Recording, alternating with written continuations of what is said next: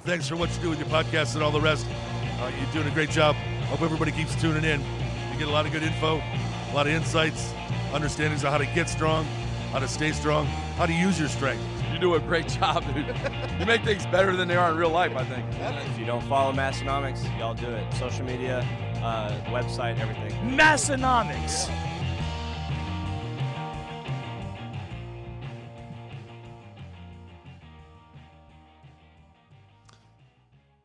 Welcome, everyone, for episode 333. 333. Wow. Halfway to the mark of the devil. Yep. Making progress. Episode 333 of the Massenomics podcast. We're locked and loaded, recorded live from western northeast South Dakota. My name is Tanner. And my name is Tommy. You can call me Tanner, and you go by Tommy Guns, usually. Tommy Guns. That's the one. That's the one I go by. Tommy Guns, as seen in very early Massenomics YouTube videos. Yeah, that's right. When everyone had more creative nicknames other than just big in front of the big insert. Well, we had to have something going for us then.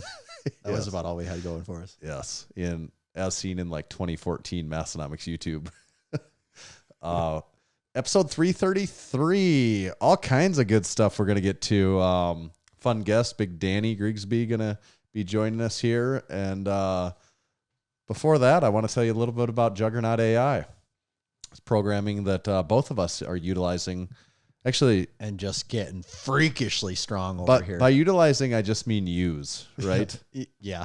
Is there really ever a need to... There might be, but we're using it. Yeah. There we go. There we go. Some classic Massenomics YouTube. You're spotting me there, too. Yep. It was a red shirt day at the YMCA. To be fair, I think that was the only Massenomics shirt that existed at the time, so That's true. you had to represent.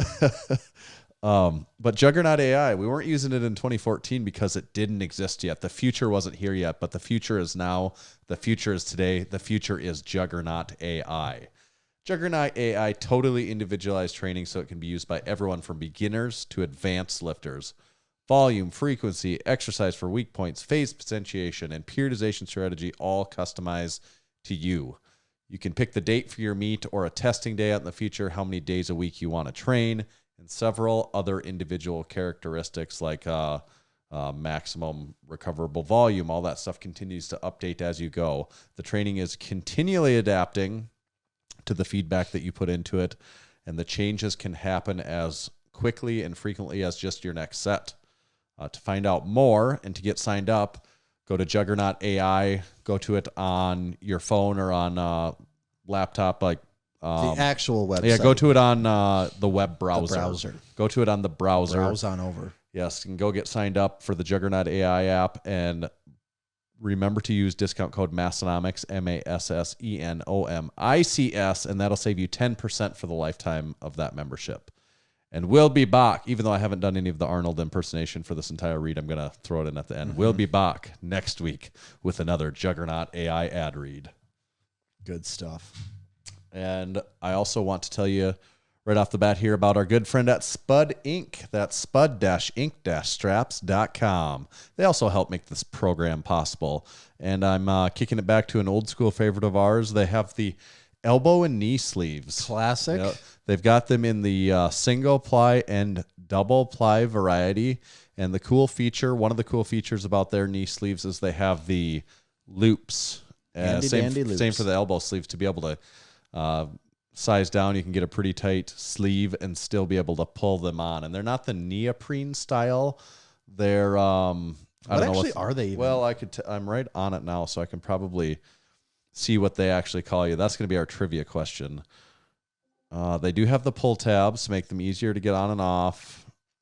You can wear them for squatting, running with the yoke, working with your clean and jerk. Made from comfortable but durable materials. That's the best I'm going to be able to tell you. Material. They're comfortable but durable. I do know that about the material.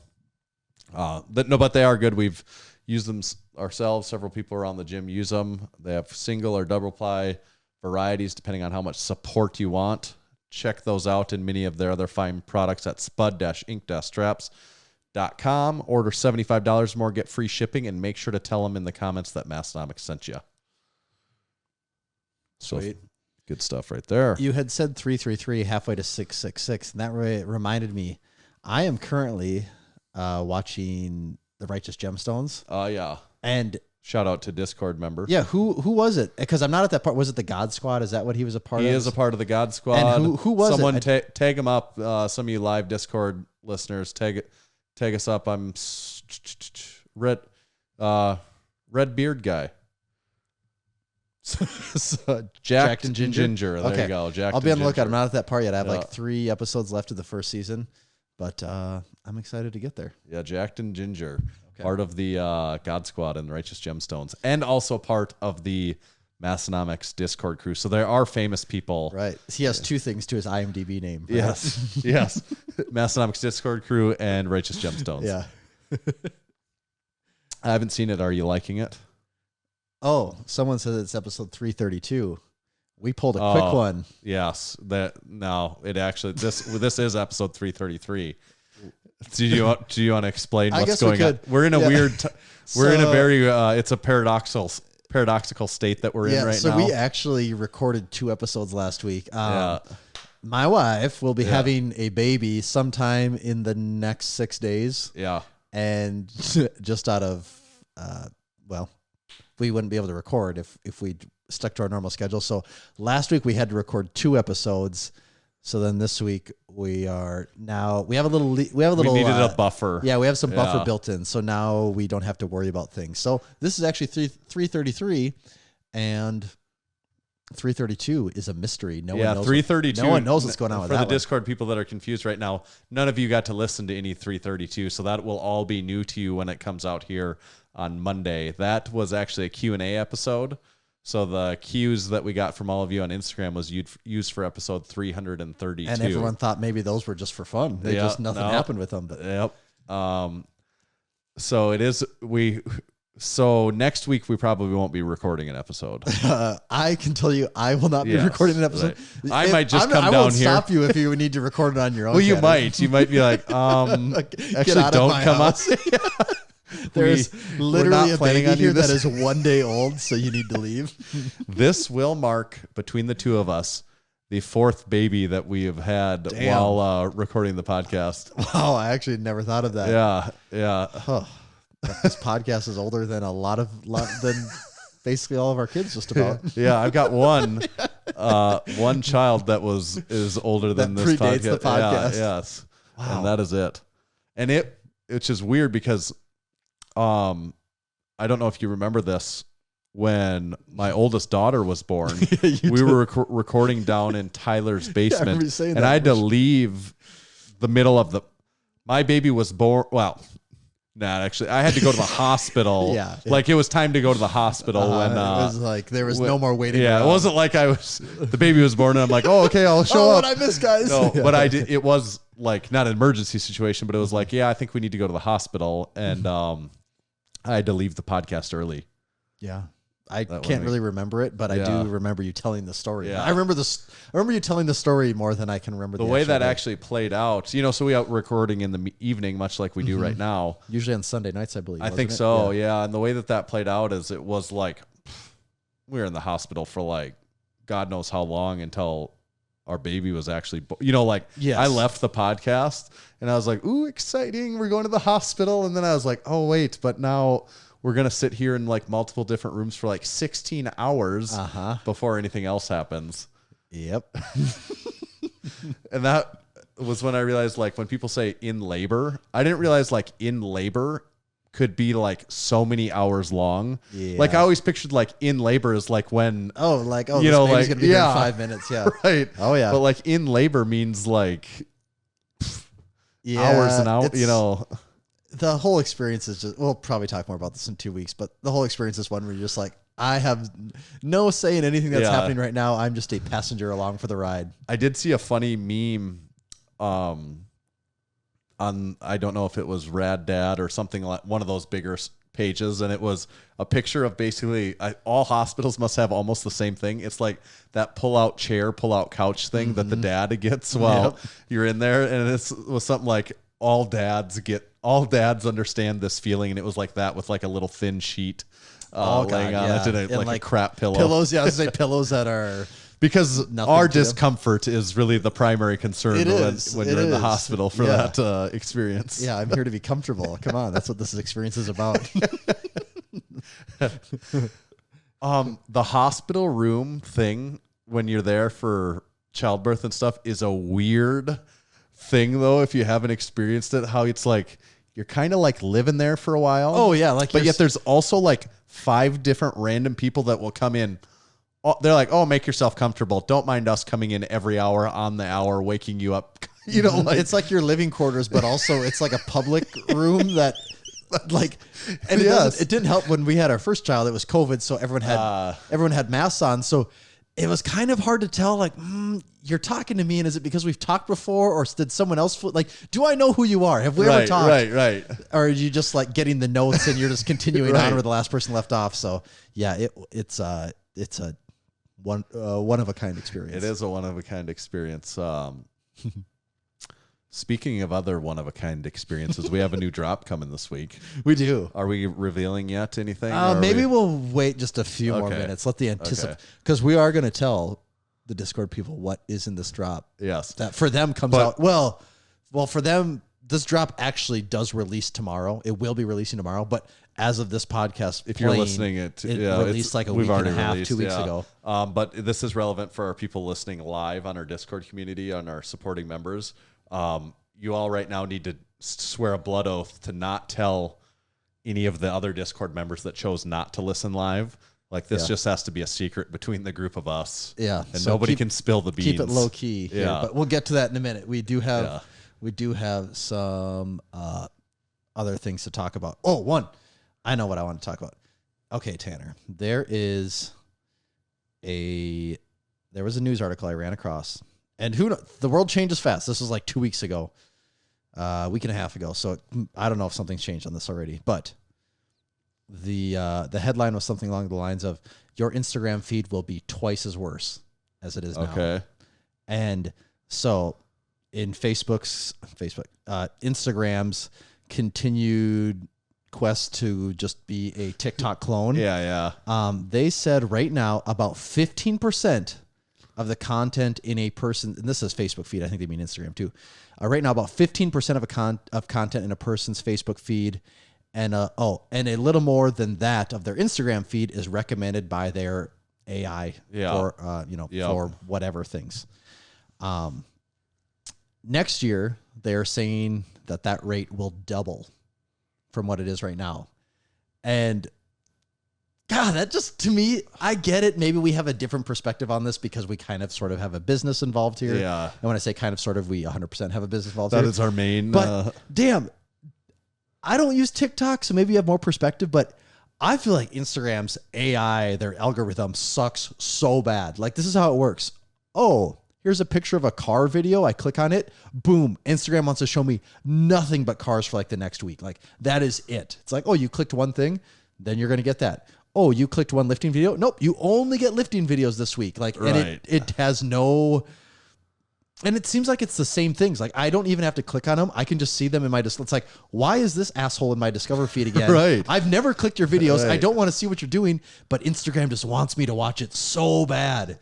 So we got a really even shittier Instagram feed to look forward to in the future. I'm not in favor of that. I'm of the old school mentality that I would just like to see the people stuff that I choose to follow. I know. Isn't that like... And I'd like to be even more direct. I'd like to see it in chronological order. Well, I mean, if we're gonna actually make our own choices here, then like give it to me the way it showed up in the world. That would be ideal. Not open Instagram feed and I'm getting the things from 3 days ago. Yes. So yeah, that's really annoying. And I guess everyone in tech companies has decided that there is only one optimal social network format anymore, and that's just TikTok. Like, that's the only way a social network can exist, is it has to be the TikTok format. Like, images don't work anymore. You've seen on, I don't use Facebook that much, but like when I go to it, there's just reels on it. Like it's like you get to a certain part in your feed and then it's just like reels. And I'm like, that's not even like a part of this platform, I don't think. Why is this in your right. And it's not like, and you click on it, it's like Instagram Reels that they just put on Facebook. Well, they don't make, and and actually it was a TikTok that just went to Right. Instagram that then Right. made its way to Facebook. Yes. I saw a meme. It was, I watch my TikTok videos just like anyone over the age of 30, 2 weeks after they happened on Instagram. And I'm like, yeah, they're like, that is what Instagram is, just a repost for TikTok at this point. Yep. So that's really annoying. I'm sure it'll probably change or get worse or just suck more as time goes on. But Yep. I guess images aren't good to share anymore, which seems weird. Like, really? Like, the internet is such an image heavy format. Like, do people not care about pictures anymore? That's kind of what this tells us, isn't it? Well, do they not care about pictures, or is it like, it's easier to monetize videos, so that's the direction it's going? Right. I don't know. It's damn capitalism. Just screwing us over. I have a can here. Ooh. And it's a very special can. Oh, what's in the can? And the fun part is this is a fan submitted can. Is it, do I have to? You don do my need to protective suit blindfold? Barney Stinson, suit up. My favorite part is the How I Met Your Mother references. It's always been my favorite part of what's in the can. Mine too. Easily my top 10 favorite parts of it. For anyone that doesn't know, Tommy doesn't like How I Met Your Mother. So this You haven't can, been around for a while. I opened the package and I saw what was in it like 2 days ago. Is it a can? It is a can, and I forgot what the flavor was called, and I don't remember what it was called. So this is kind of going to be a what's in the can for me, Okay. even though I subconsciously might know what it actually was. It might hit you once it. And this is a fan submit. It's like that. It's like that part from the rehearsal where he wants to subconsciously let the guy know all the answers, and he's like, what's going on? Oh, there's a stick up. A guy killed everyone. Sometimes I curse the Chinese for inventing gunpowder. Yeah. Are you all caught up through the 4 episodes? I am. Me too. It's good. Yeah. It's wild, actually. All right. It's kind of turned into almost experiment in psychology or the human condition. All right. Was not that crispy of a crack, to tell you the truth on that one. Yours sounded not a little overly. crispier. Okay, I'm getting almost a floral smell right away. Smells like Jägermeister to me. Wow. Does it taste like Jägermeister? It smells no, like... but it's a... Ooh. I understand why it smelled like Jägermeister. I'm Yeah. not saying it tastes exactly like Jägermeister, but... There's almost like a wintergreen flavor in there. Or spearmint. Sometimes I forget which one's which here. What is... it honestly... Now that It kind of makes me think of chewing gum in some way. Because there's like a minty freshness thing going on. Is this what chewing 5 gum feels like? Just bouncing on a speaker with balls all around me. Man, that's intense. This doesn't taste very good to me. It almost kind of tastes like I'm drinking toothpaste, sort of. It tastes like black licorice wintergreen to me. It almost leaves a like minty coolness in your mouth, doesn't it? Yeah. Boy. I'm gonna take my thing off. Yeah, I got to see what this is. Okay. It makes more sense now. Is it penis flavored? Peppermint watermelon. Oh. The watermelon. Wow, I'm not getting that. Let's see. Boy, it's the peppermint. Like we were wintergreen, spearmint, whatever. We were there. But so Aurora Bora, peppermint watermelon. This is actually a sparkling water. There's no other flavors. And we have a note from frequent can contributor Flames to Stardust. Oh, yes. Fasten your seatbelts and spike your hair as we bring your taste buds to 10,000 foot view. We're going to Flavor Town. Good luck guessing this one, Megan at Flames to Stardust. Yep. Big Megan. Wow, this is a flavor trip. I probably got to go like 2.5 on this, though. I don't like it. I don't particularly care for it. I don't like the peppermint. I'd rather drink this than the wing. Did we do that one last week? That was In the last second week, one? Yeah. Oh, okay. Well, was that in the second episode? That Does was. the Discord not know about? So Yeah. Oh yeah, that's. oh wait, don't spoil that. I don't want to spoil what we did, so Yeah. I'll keep that one. But yeah, I think I'd rather drink this than what we had in 332. But this is too pepperminty for me. Yeah, I'm not a huge peppermint guy. Actually, my wife would probably love this. She loves peppermint stuff. I give it a. I'm thinking a 2. I'm gonna give it a 2. Yeah. Oof. I think that it's a big 2.5 of a because fan. I think I'll be able to finish it. If I don't finish it, then I guess it defaults to a 2. But I'll Yeah. probably finish this. Yeah. Okay, should we talk about the drop a little? Well, what are you drinking out of over there? Yeah. So first thing on the drop, we have this drop consists of a variety of goods. Yeah. It's not limited to any single one item. And first up, we have the first koozie pack in quite a while. And this koozie pack consists of 2 koozies, one being the Raise Hell Lift Heavy koozie. In red. And we got our little plate devil and the text, our plate devil on one side, the text on the other. Yep. Looks great. And then we have the Midwest Classic. We got the camo koozie with the Blaze Orange Massenomics logo on one side and the Blaze Orange Varsity Massenomics on the other. Yep. I really like that one. Yep. It's a good look. That'll go over at any party in this part of the country. Absolutely. So first item, small. We got the koozies. Second item, also smaller in size. Yeah, even smaller than this. But It could fit inside the koozie. pretty exciting still. Small in stature, but still packs a wallop. Certainly does. And that is the first ever Massenomics patch pack. Patch pack. So we have, these are 3x2, 3x2. 3x2 patches, all woven. One's a slightly different manufacturing technique. We'll get to Yeah. that. So first up on the list, we have the classic, the one that's OG been asked for years. forever, Yeah. the Lift original patch. There it is. Blue. If you're not watching on I'm YouTube. just looking at it. Yeah. Actually, they're so small you probably Yeah, actually can't see them yeah. on camera. I'm just realizing that now. The lift patch is here. This has been clamored for. This one's For almost probably like years. Massenomics folklore. Yeah. But the lift patch is now The real. lift patches exist. so now you can make lift coveralls, lift kilts, like anything that was the plain ones can Yeah. now be the lift version. We're Yeah. kind of giving you the tools. We're Yeah. kind of teaching man how to fish here is what we're yeah, doing. yeah. So that We're is gonna work ourselves out of business with this one item we right might here. be regretting that decision. Yeah. So that's the first one in the pack. The second one, we got the Massenomics Varsity. So it's a black patch with white woven Massenomics Varsity letters. That's a real classic, just Yep. Massenomics one. That looks great.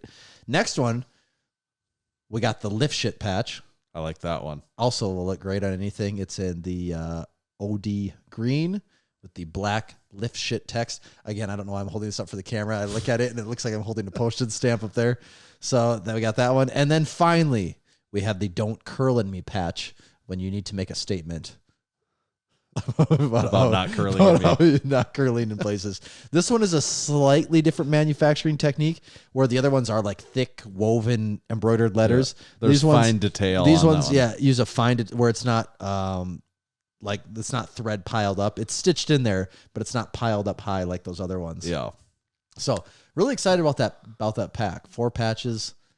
That's I think people are going to be pretty Yes. excited about that too. People ask how you attach them, and however you see fit to attach them. They Yeah, you could get maybe some spray adhesive. You Yeah. could stitch it on. you could. I mean, sewing would be the probably the most permanent. but I think But a lot sometimes of people do like hot gluing of these That and that sort a lot of of thing. companies also do manufacture this stuff with just putting spray adhesive on and sticking it on things. yeah. Like that is a way people do this stuff. Yep. What spray adhesive what adhesive you use? That's your choice. Yep. We won't All stop you. sold separately. All sold separately. Okay, should we go to the upper body item next? All right. Yeah. We're in case people are wondering, we're building here, Yes. building anticipation. Yeah. So we got it's 2 gonna, items We're going to left. crescendo. We got 2 items left. So this next one is a new T-shirt, and it is the All Go No Show Performance Over Everything tee. Yep. And it's something we kind of relate to. We're mostly in that all go category. We can go. We got a little strength built up, but do we got much to show for it? Not a ton. No, because we're all go. And you might have seen Big Bobby Thompson wearing this earlier this week. Though he's the first to don the all go no show tee. Yeah, we're not living that bodybuilder life No. over here. I mean, everybody want to be a bodybuilder, but let's face it, we ain't. We're not. We don't have that aesthetic life going on. No. So this is for those people that you're more concerned about moving the weight, lifting the weight than the looking good part doing it. I mean, we all want to look good, and that's where the Massenomics side comes in. But Let's be face it, we don't look that good. yeah, it's you're just kind of applying something over the top. Also says performance over everything fits on, and then it also has the Massenomics established 2014 on it. And I did see an important question coming about the lift patch. They asked, if you were to put a lift patch on jorts, how would it be worn? Because Would it be on the right we thigh? typically put the lift logo on the thigh on our pants. Yeah, so or does would the it- patch go on the right thigh or Yeah. in more of the upper belt, like a classic Levi's patch? And luckily, we do have the answer for that Yeah. as well. Yeah, we'll get an answer here. Maybe we'll make like a real diagram though to show people, like a real model, a real sample. Maybe you want to grab that. So we Unleash do have the- the answer to So that. I don't know very if people question can right hear here. this. I don't know if people can hear this. There's a package being opened right this moment. This is history being made right here, though, live on the podcast. Okay, so Tanner, I'm holding what looks to be a pair of denim shorts. Also known as jorts. I would say yeah. jorts, but denim shorts. What's going on What's here? so special about denim Let's shorts? just flip these over and boom. That's right. We got a lift. The lift jorts are real. So the answer is the patch goes on the back by the waist area. Back right. That's where the patch goes. The lift jorts are real, and they can take all your money. Most expensive shorts we've ever had. These actually. are most expensive. So this is a collaboration with Born Primitive. This uses their same great formula for their denim jorts. We brought them over to the lift lifestyle. Yeah. We've got a nice hang tag on there. We got a beautiful hang tag to commemorate this collaboration. We have Massenomics, Born Primitive. These shorts are brewed to perfection with equal parts hops, iron, and style. Perfect for backyard barbecues, a night on the town, or crushing your next PR in the gym. It really is a fine lifestyle. Yep. Yeah, buddy. And for anyone that maybe hasn't had a pair of like these Born Primitive jorts or seen anyone else, they are incredibly stretchy. Denim in look and kind of denim in feel, but just like very, Almost very just stretchy. spandex Yeah. in Like actual execution. I've squatted in these. They are. You can do anything in them without fear of like ripping a crotch. Yeah, yep. Super, super stretchy. We have the photos to prove it. We had a fun little photo shoot today. Got these things all going, and they're great. They're great. You got 5 pockets. You got your 2 in the front, the little tiny one in the right pocket, 2 good back pockets. They're a good length. You could cut these things shorter if you wanted to. And some people do that. Yeah. They come pre like jaggedy jorts looking hemmed edge, but you could cut them shorter if you wanted to. And sizing recommendation for someone that doesn't know, what I've found is a lot of people seem to, whatever you wear of our Lift Shorts 3, if you're a customer of those, that's my starting point of where I'd at least start for where you think you're going to get size on these jorts. Yeah, so for me, all of the Massenomic shorts, I wear a size large. I also wear a size large in these. Waist is not a problem at all. There's plenty. It's just so stretchy. The legs are tighter, but that also is kind of the style. But then again, these things do stretch so much that after a full day, like they are bigger. Yeah. A day of wearing them, they are bigger than when you put them on. So Yes. keep that in mind too. And we'll get the size chart posted online. They asked So- if you can do karate in them. Oh. Yes. Actually, We got Tommy the did do pictures to prove karate it. in Yeah, them we got today, the pictures to so prove it. So you can even do karate in them. yeah, I'm just making sure. I got to make a note to myself here. This is what this drop was waiting on. We couldn't do it without these. We have been waiting a while. There was supply chain issues with everything going on, but they are here now. And I would say some of the larger, so I don't know, you already said this, maybe we go from small to 2X on these. That's the largest size that we could get as of now. Potentially, if these do well, we have the opportunity to get like 3X, maybe even 4X going forward. But we just had to roll with available sizing now, and that goes up to 2. We didn't want to wait another 6 months to get jorts. So. And we have a relatively smaller number of particularly 2X jorts. So if you're a 2X, it's going to be a race to buy them. So I said, did we say what size you wear? I wear, of the Champion mesh shorts, I wear an XL usually, but the lift shorts, 3, I wear 2X, and they fit me really well. And 2X of the jorts also fit me really well. And I'm like 6'2", 255. And the 2X is like the right size for me. Yeah. So, yeah, we're very excited. Hopefully everyone else loves these things too. They turned out great. This patch looks amazing. It really does look. It is. I didn't see this until today. So this is these literally just came in last night. Yeah. So I'm so pumped for these things. All right. Anything else about the drop, Tanner? No, I think we'll mention again. I just don't wait on the jorts. I think that the jorts are going to be a hot seller. XL, we have a decent number of, but I say if you're an XL candidate, I also wouldn't wait long on those. If you're a small candidate, I wouldn't wait long on those either. I just wouldn't wait long no matter what size of these that you wear if you want to get them. Yeah, get after it. Okay. Speaking, I know nobody spoke of this, but speaking of supporting our supporting members. Wow, what a smooth transition. This is relatively newer segment to the podcast where we like to give a little love back to those that show us love through becoming supporting members. And if you wanted to become a supporting member, it's really easy to do. You hop on our website, go to our supporting membership options in our shop, and we have 4 different options for you to choose from. But all of those options will get you access to our exclusive Discord community. You can listen to the podcast live every week as we record it. There's also a discount code in there for you. You get other just mini perks like membership cards. Who knows what we've got up our sleeve next for all these supporting members. And you get to be a part of a very active community of like-minded individuals. Community. Yep, for sure. So we'd love for you, if you're considering ways to be able to show us support, to get a supporting membership. And like I said, we like to give back to these people every week. We do that via supporting our supporting members. So number 1 was Big Hayden Lovelady. Had a meet this weekend. He had a 452 squat PR, a 336 bench, and a 524 deadlift PR. His total was 1311, a total PR. It doesn't get much better than that, does it, for Big Hayden? That is as good as it gets. Well done. And then Big Strongman Dan, World's Strongest Arm Tattoos, competed in a strongman competition. He got first in the log, first in the sandbag ladder, first in the press medley, first in the car deadlift. No surprise, first overall for Strongman Dan. First in the arm tattoo division. The sweep. They call that a sweep. Yes. And then last one I had here was Big Jordan Dickens.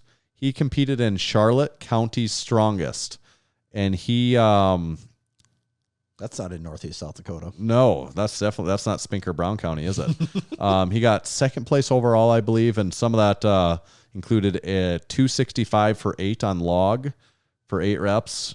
Very strong, and he also was running around with a 900-pound yoke. Woo. So hitting some big events there. So thank you to our supporting members. Good stuff. Yeah. And now that we thanked them, should we kick them off? Yep. We got to say peace out, Discord. If you would like to also join this, oh, come on. Great. We just can't get rid of them, can we?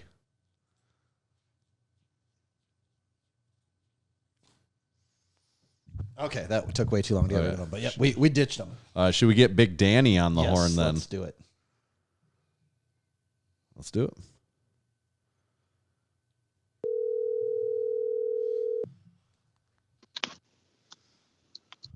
Hello? Big Danny, is that you?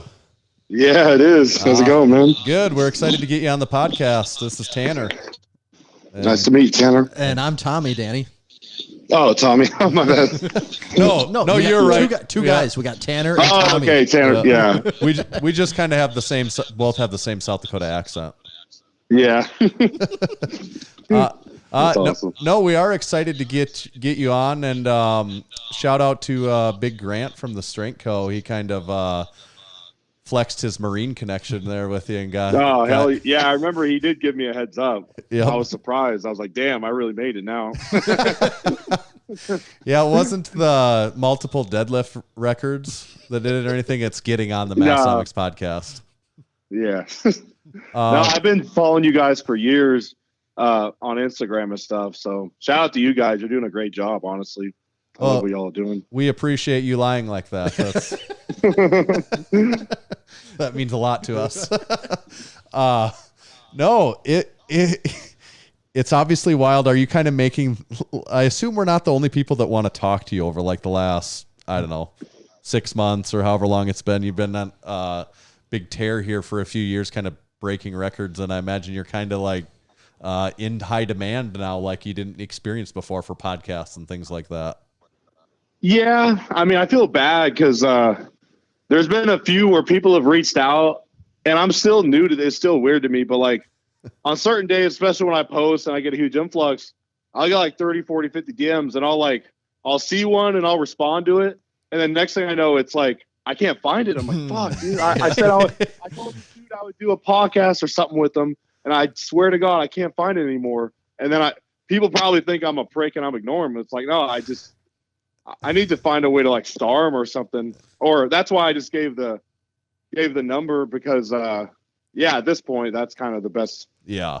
It might get lost. It's like a spam folder. Like, yep. Like shit, where'd that go? Fuck. Like, yep. Yeah, it's been cool. I mean, this is kind of, I guess, talking about the beginning. But, in the beginning, I never thought I'd be where I'm at now. To be honest, I mean, there's always those people like, yeah, I knew in the beginning I would make it. I just started powerlifting for fun because I had played football up to a year of college, and at 19 years old I was at the gym. It's always the old guy, this old guy at my gym. He's like, you could be a powerlifter. I'm like, I don't know, man. Powerlifting, I didn't know a lot about it at the time. I didn't really follow it in high school or anything. And then a year and a half later I joined the Marines. So I thought at the time, I was like, yeah, I'm probably going to get shipped to Afghanistan, so I was like, powerlifting's probably over at this point. And then luckily that didn't happen. I mean, I was at Camp Pendleton from 2000. I enlisted in November 15th, 2015. Yeah, that's I didn't realize the time how catchy that was, 15-15. Yeah. But, and then I did go on a deployment to Australia in 2018. That was pretty cool. I mean, we weren't doing any gung-ho shit, but honestly, I'm not one of those people who joined because I wanted. I mean, I met a lot of people like, man, I want to go to war. I'm like, I don't want to go to war. Like, right. War is unforgiving. Like, you don't like. I mean, you hear stories from people who've been in a long time. Like, I've met Marines who've been to Iraq, Afghanistan, Desert Storm, and they're not happy when they talk about it. It's not like this. It's like, yeah, that was an amazing time. I was like, no, I lost people. Worked long ass days, worked through the nights a lot. For like patrols and stuff. So, I mean, if I had to do it, I wouldn't shy away from it. But right. Yeah, I mean, I'm technically a plumber by trade in the Marines, but right now, since 2020, I'm on the funeral detail team for the Marine Corps. So I go to Arlington National Cemetery. We do casket and cremation funerals for past and prior Marine veterans, or even just, KIA, suicide, stuff like that. So a lot of them are young too, but majority of people who get buried at Arlington are, they die of natural causes, or, they're at least 50, 60, 70 years old. Most of the time. There's always exceptions, but I've been lucky because I didn't think I'd come here either. Like, I re-enlisted because I didn't do my due diligence planning, and I was like 3-4 months out, and I was like, yeah, the whole world's my oyster because I'm a Marine and everyone's going to love me. But no, it's not. I mean, that might have been when it was like 20, 30 years ago. That's what they always want to tell you. But you got to, whenever you transition through any career, you have to be smart. You have to you can't wait till right before the moment to think it's going to work out good. So I was honest with myself, and I was like, yeah, I probably should just do another 4 years. And then at this point, next year, I'm already going to be better because I already know what to expect, what to like start preparing for, like in terms of money and stuff. So I don't regret it. I mean, the Marines has been great, like a lot of people, like everyone has a different experience. So some people will shit on the Marines, some people like it, but my experience has been pretty cool. And I met a lot of different people from being at Camp Pendleton, 29 Palms, and Palm Springs. I went there for a field op. I've been to Camp Lejeune in North Carolina, and I went to Australia for 7 months.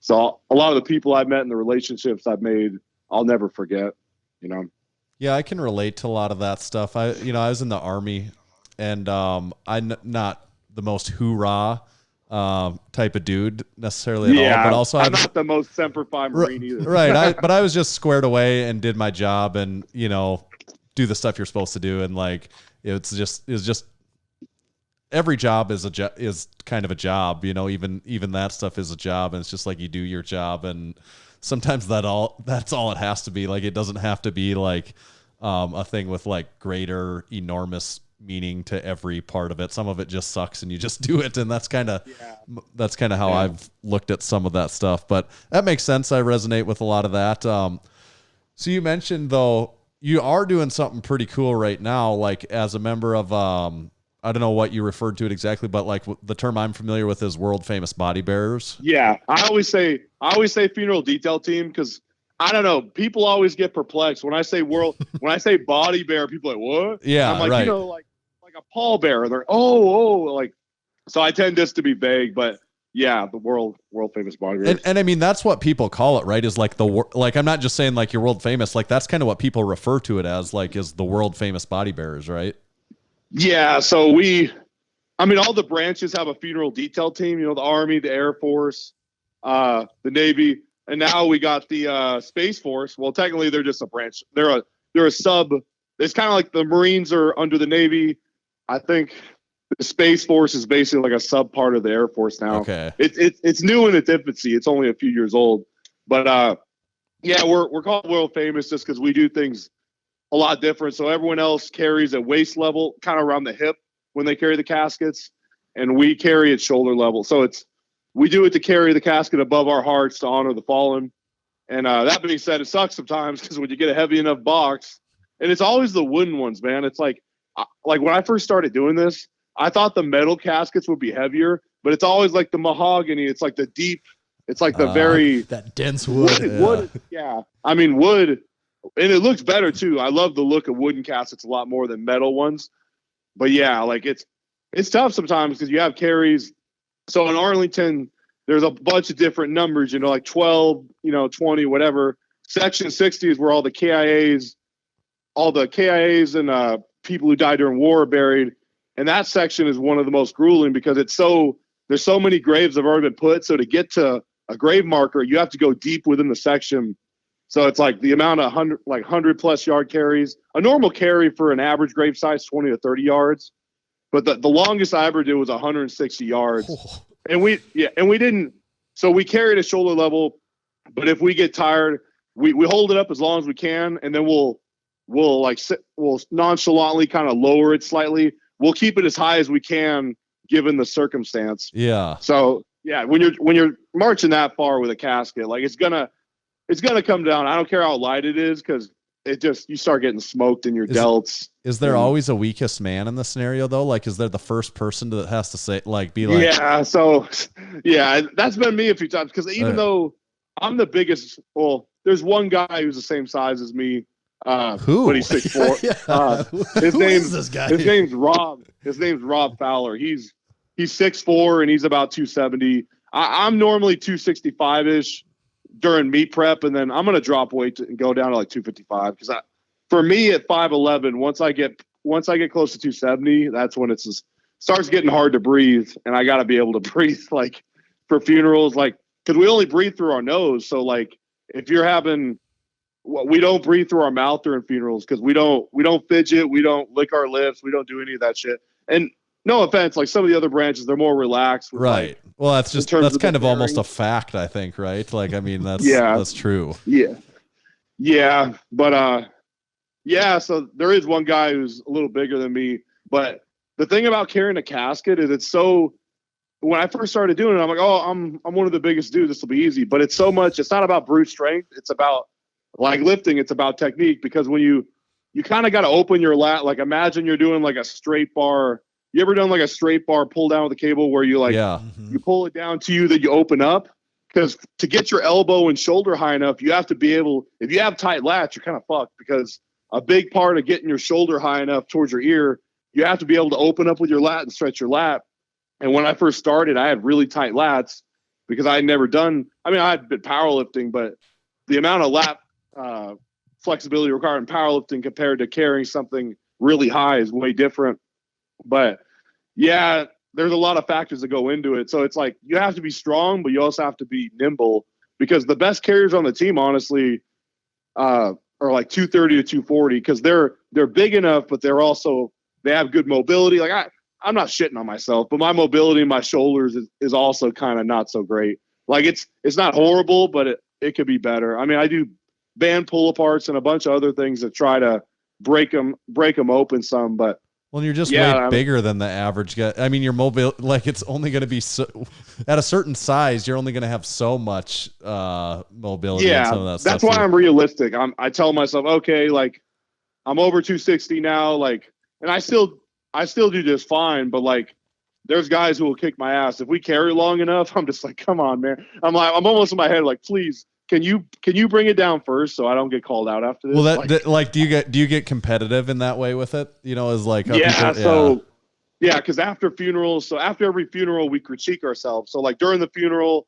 like there's 6 guys on the team during a funeral, and afterwards we hold ourselves accountable. So if someone messes up, or if someone's like, oh man, your side was low, oh, like there's a bunch of small minute details when it comes to folding the flag and like, marching. So if we do something that's noticeable to the family, where you'd be like, wow, that dude looks off, or that dude lost his balance and almost ate shit, then it's like, okay, man, like you fucked up, you got to pay for it. And then what we do is we'll go back. There's certain things we do I won't say, because it's just, certain things are better left unsaid, but we remediate because we hold ourselves to a high standard. So when we don't perform well, and it happens, like if you fuck up on a funeral or if you mess up, it's not like we hold it against you for weeks. It's like you do what you got to do, you figure it out, and then the next day is a new day, But we always strive for perfection, like in anything else in life. So that's the coolest part, is it's like we're always trying to, like, because we're doing this for the families and we want to give them the best product possible in terms of doing a good funeral, good bearing. We want to carry the casket well. Folding the flag is cool too. There's a lot of small details in terms of like the positions. But I like it because it's a very free thinking job. You got to be able to like think on a dime, because like anything can happen. Like for instance, this one time we were carrying a casket, and for certain funerals you have the flag on top of the casket when you carry it, and it was really windy outside, and the flag literally blew off the casket and fell onto a couple of our heads. So we're like marching with a casket, and we're blinded because the flag's on top of us and we can't get it off of us. So if you panic in that situation, you can really fuck up. But it's like you got to be able to control it. Like in a stressful moment, you have to stay cool. And then once we got to the site, we found the right moment and we picked the flag up and we put it back on the casket. But we weren't going to drop the fucking, like, if you drop a flag during a casket, that's like the ultimate cardinal sin. Like you don't, for obvious reasons, like a flag is not meant to be dropped or touched on the ground.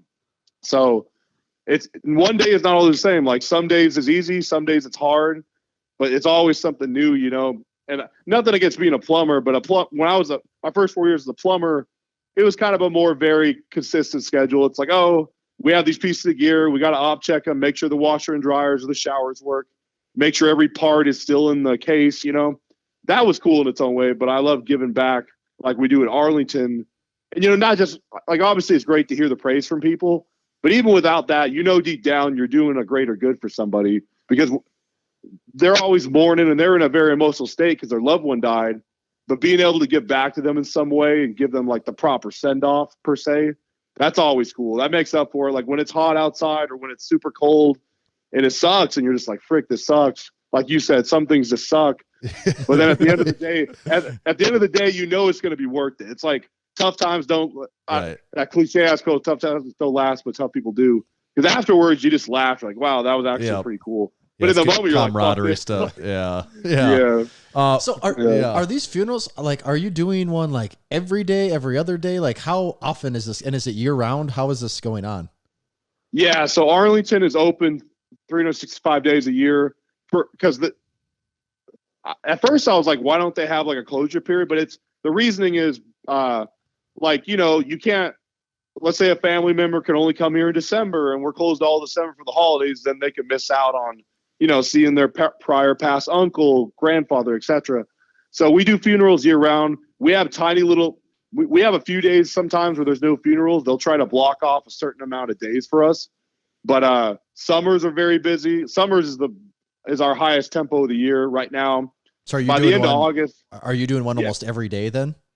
yeah, we usually do during the summer. On average, we do 3 to 5 funerals a day. Oh, and okay. yeah, oh yeah, like summer, and it sucks because like I'm always doing meet preps in the summer, so it just adds Right. on to So the you got like. to be like smoked by the end of the day after like 5 in a day, don't you?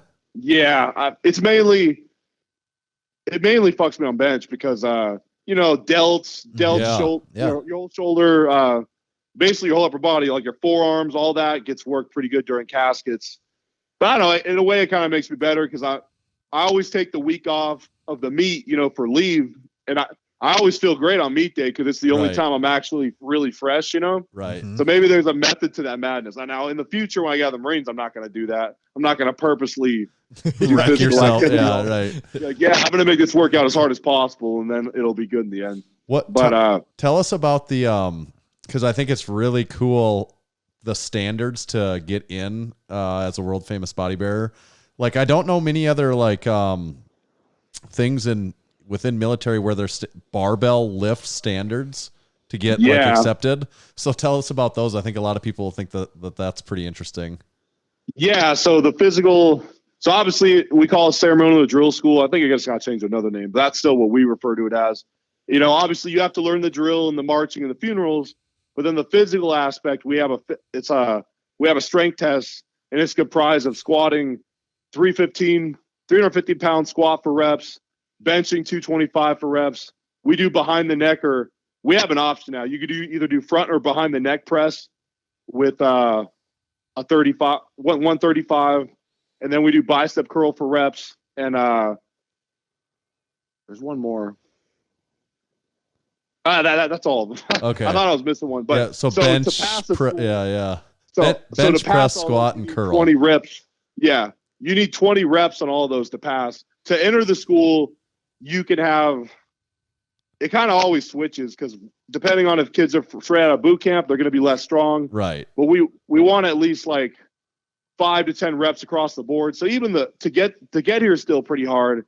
But doing 20s, even for a guy like me who's as strong as I am in powerlifting, like I don't ever do reps over like 6 or 7. So that was really, and it's like building up the work capacity to do that. But it's for a reason because people always consider us like, bodybuilders or powerlifters as world famous bodybearers. But it's more than that because what I told you, if we're doing it all day, you have to be able to keep doing it. So it doesn't matter what your 1 rep max is, honestly, to be a body bearer. It's like we do the strength test for 20s because that's going to ensure, okay, this Marine's core, his upper body, his lower body is strong enough to withstand fatigue and do, we've always settled with 20s. It wasn't a science. It's not like we didn't get a professional strength coach to come up with this method, but that's it's always been like that for the last 10, 20 years. So we just stuck with that.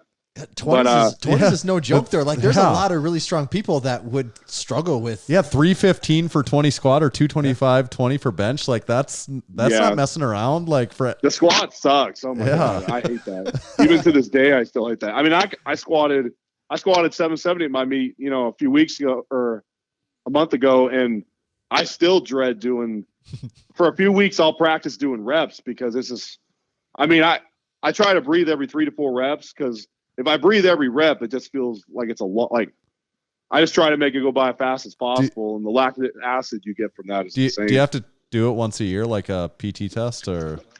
Yeah, we do it annually. Okay. Usually, we did it. We're gonna do it in the fall. Like usually, it's like spring or summer, but we just have been so busy with stuff lately. And the thing we do too is so we have our commitments at Arlington, whatever funerals we have going on there, and then whenever a prior, president, vice president, someone in the Senate, we've had a lot joint service funerals. So joint service is when you get 2 Marines, 2 Air Force, 2 Army, 1 Coast Guard, and 1 Navy. So we've had a lot of commitments, and we just had a Medal of Honor recipient we buried in West Charleston, West Virginia. His name was Woody Williams. Yeah, he was a badass. So we went to West Virginia, did his whole service. So we travel sometimes we do most of our funerals at Arlington, but we travel when necessary for, like people with a certain amount of prestige. Like I said, government capacity. And those are always fun, you know, because it's an experience. But is it annoying when the Air Force guys can't hold up their end of it? Like you Yeah. You read my mind. How did you know? And it's like, so with the Marines, like our two positions on the casket when you join funerals, one of us is in the front and one of us is in the direct back. So like when you're in the direct back, if someone's slacking in the middle, you're picking up that slack because you're at the end. So either I'm gonna look weak, or I'm gonna have to like I'm gonna have to put out that much more just to make it look level. Yeah, bro. I mean, being in the middle is where you could slack. It's just like pushing the 5-man sled in football. If you're in the center, nobody knows if you're doing everything or nothing. Like it's when you're on the ends that it's like, oh yeah, I see what's going on here. Yeah, and then the one I did. So there was a Senator Reed from Nevada. He died. This was like 4 or 5 or 6 months ago. I don't know. Time is a blur around here. Like I'll wake up and it's Monday, and then I'll be like, oh, it's Thursday, right? And the weekend's like I don't have a good track of calendar days because it's just a grind every day. But we did a joint service funeral for this senator from Nevada, and I was in the front for this one, the joint service, and it was so nerve wracking because we went up the cathedral, or we went into I think it's called the cathedral. There's like 1 million steps. There's like 40, 50 steps, and I remember coming out. And it was like a cliff, like right before we started stepping to go down the stairs, it just looks like a nosedive of like 50 feet. And there's like 10 plus news networks videoing it. And all I'm thinking about is if I eat shit or I trip right now, like NBC, CBS is going to catch this shit. And it's going to be on the evening news. Like, oh, Marine eats shit carrying former Senator Reed's casket. Like, but it was still fun. Like, and then I got to see Joe Biden. Like we went inside, and when we put the casket down on the stand, I saw Joe Biden, Nancy Pelosi, basically all of Congress was sitting in like rows and rows. Right. So that was a cool experience. Yeah. Yeah. And I never imagined I would be in DC doing stuff like that. So really freaking cool. That is cool. So you mentioned how you just your squat, I think at the meet was 771 or whatever that was. So you at the American Pros where you're talking about, and you ended up obviously re-breaking the deadlift record with 1,074, and I think you're second all-time 275 in sleeves for total too. Is that right? Yeah, like that's honestly what I'm. 23. It was 2302. That right. Honestly, I'm more proud of that. Like going into the meet. So I'll give you a little backstory. I was anticipating. I wanted to squat a little more and bench a little more. So I was hoping to squat like 780 to 790. And bench like 472, but I have this. I just got it diagnosed, but I have a hip impingement, so my right hip doesn't open as much as my left because I shift to my left when I squat, and I always thought it had to do with my left side. But then I found this PT, and he took me through some tests. He was like, "No, it's the reason why you feel more activation in your left side, and why my left quad would get irritated and tight is because since my right side doesn't open up, I can't equally distribute force. So because of that." I wasn't confident. I had squatted 770 in training, and I knew I had 10 to 20 more pounds of me based off that training lift. But I wanted to play it safe because I didn't want to tweak my quad potentially, especially going back to work. Like that's the thing is like when you have a job, like if I go back to the Marines, I'm like, yeah, I had fun at powerlifting meet, and I completely fucked up my quad. They're not going to be happy. Like my livelihood. You can't do your job. Yeah. When you're in the military, if you get injured doing whatever, they're not going to be happy because you're on contract. It's not like, oh, you had fun, you lifted some crazy weights, but then you really hurt yourself. It's like they're not going to be happy for you. They're going to be like, yeah, you fucked up. So squat, I did 770, and for bench, the press commands were very long at the meet. Like I had like 1 second press commands. A big part of that was like even when I was warming up, the bar kept sinking on my chest. I don't know why. Normally, I'm really good at keeping my chest up. So I did 457, and that was a 14-pound PR. And I foregoed my third bench because I didn't want to waste energy. And I knew even if I got it, it would be really, really slow. So sometimes you got to know when to hold back because at a meet, it's not just the culmination of your 3 best gym lifts. I mean, I would love for it to be that simple. But you go to a meet, and let's say, the tempo, it could be very fast. Like, oh, they're going through the flights fast, so you got to warm up quick. Or it could be the opposite where I'd rather be fast. Honestly, I hate when you go to a meet and it takes forever because then I'm just sitting around just like, fuck, man, I just want to get this going. Like, and I do a lot of like what's it called? Not cardio, but my work GPP capacity, or yeah, right. my work capacity is great. So honestly, within 3 to 4 minutes, I'm ready for another rep or set. Like I don't need to wait 10 plus minutes if I don't have to. Like in training, I'll purposely rest less just to train myself so that, when I'm able to rest more, it'll be easier because I'm used to doing things a lot harder. So then going into deads, I was hoping to only pull 1,060 because that's based off of what I just told you. I was only going to pull as much as I needed to break 2,300. And then I realized, shit, it's going to be probably 1,070. And I was like, okay, we'll see how this goes. I opened with 981. That was really easy. Like my last warm up with 904, I knew, normally I know by the last warm up how it's going to go because that kind of sets the tone for a workout or in a meet. I got pulled 904 and it felt so easy. Like I barely even tried to break the floor and it still came off fast. Then I was like, okay, I'm feeling pretty good right now for being at the end of the meet. And I do the 981. That was easy. And then my second, I hear conflict. I thought it was 1,034. Oh, I thought it was 1,038, but I think it was 1,031, if I'm not mistaken. Either way, it was at least 1,030. I did that. Now that moved also very well. I was almost surprised how fast it moved. So after that point, I was like, okay. And I told my coach, I was like, just put whatever I have to do to pull to do 2,300 on the bar. So I had an idea around what it was, but I didn't know the exact number. And I mean, the crowd, the American Pro, their production value was amazing. Like it's the only meet I've been to where I'm like, damn, I actually feel, because the word being pro is thrown a lot now in powerlifting because obviously it's appealing and people want to get people to come to their meets. But it's like we had it in an event center. It's called the Salisbury Center. There was like a bar. There was only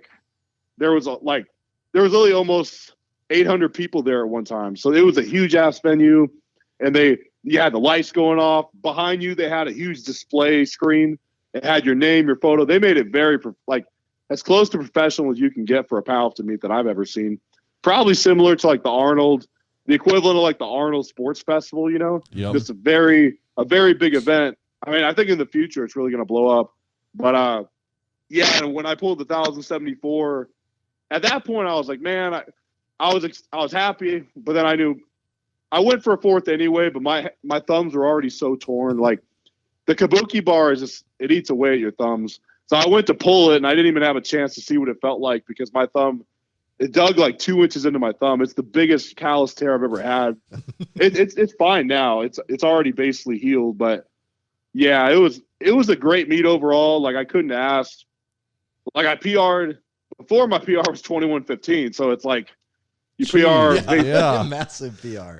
But in my defense, last year I did this meet called the Showdown in Kansas City. We saw you there. We did. We were there. Actually, as a matter of fact, I don't know if we knew that much about you before that. We didn't, but we saw this guy and we're like, who the hell's that? Yeah, we both like asked each other like, the hell is that guy? Because I don't know, like Blaine Sumner, he's kind of goes by the Vanilla Gorilla, and both of us were like, now that guy looks like a vanilla gorilla.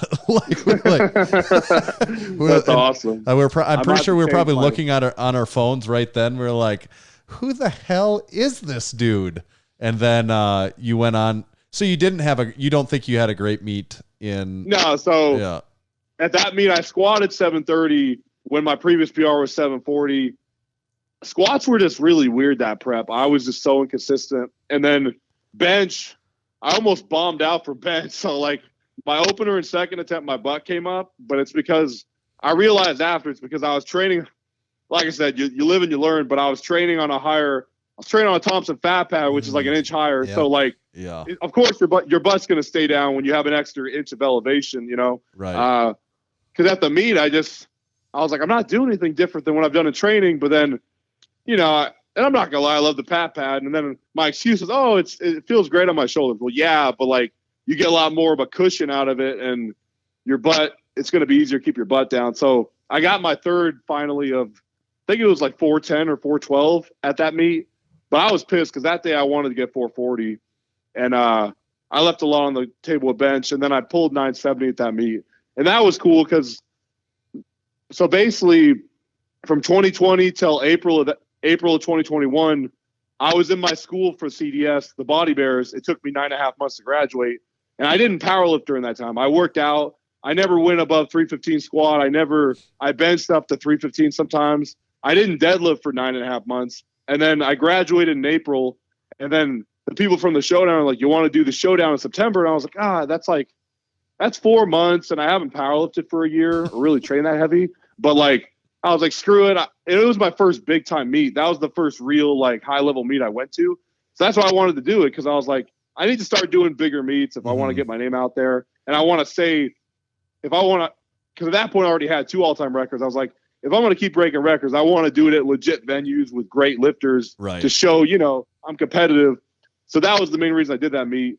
And yeah, I went from in April, 4 months. I remember I pulled 700 right after I graduated, I pulled 700 and it felt so slow. I was like, this is depressing. Like, a year and a half before I pulled 948 and here I am like 700 feels off. But then in 4 months, I was able to catch. And it's almost made me realize, taking time off from a certain lift, you're not going to lose a bunch. Like you think in your mind, you're going to go from ground zero, but I literally went from not deadlifting for basically a whole year to like going from not deadlifting for a whole year to then doing 970 4 months later. So that kind of made me realize, wow, if I ever want to, like right now, I didn't deadlift all last week and I'm just going to do some very light conventional the next 6 weeks, just or for a few months, because I want to build up my back. And then, of course, everybody's asking me what my conventional PR is. So I guess I got to show them I can actually, and I'm not going to max out most likely, but people, and I see it too after my last meet when I pulled 780 for a double conventional, that got more views and traction than my 1,025. I was so pissed. I was like, are you kidding me?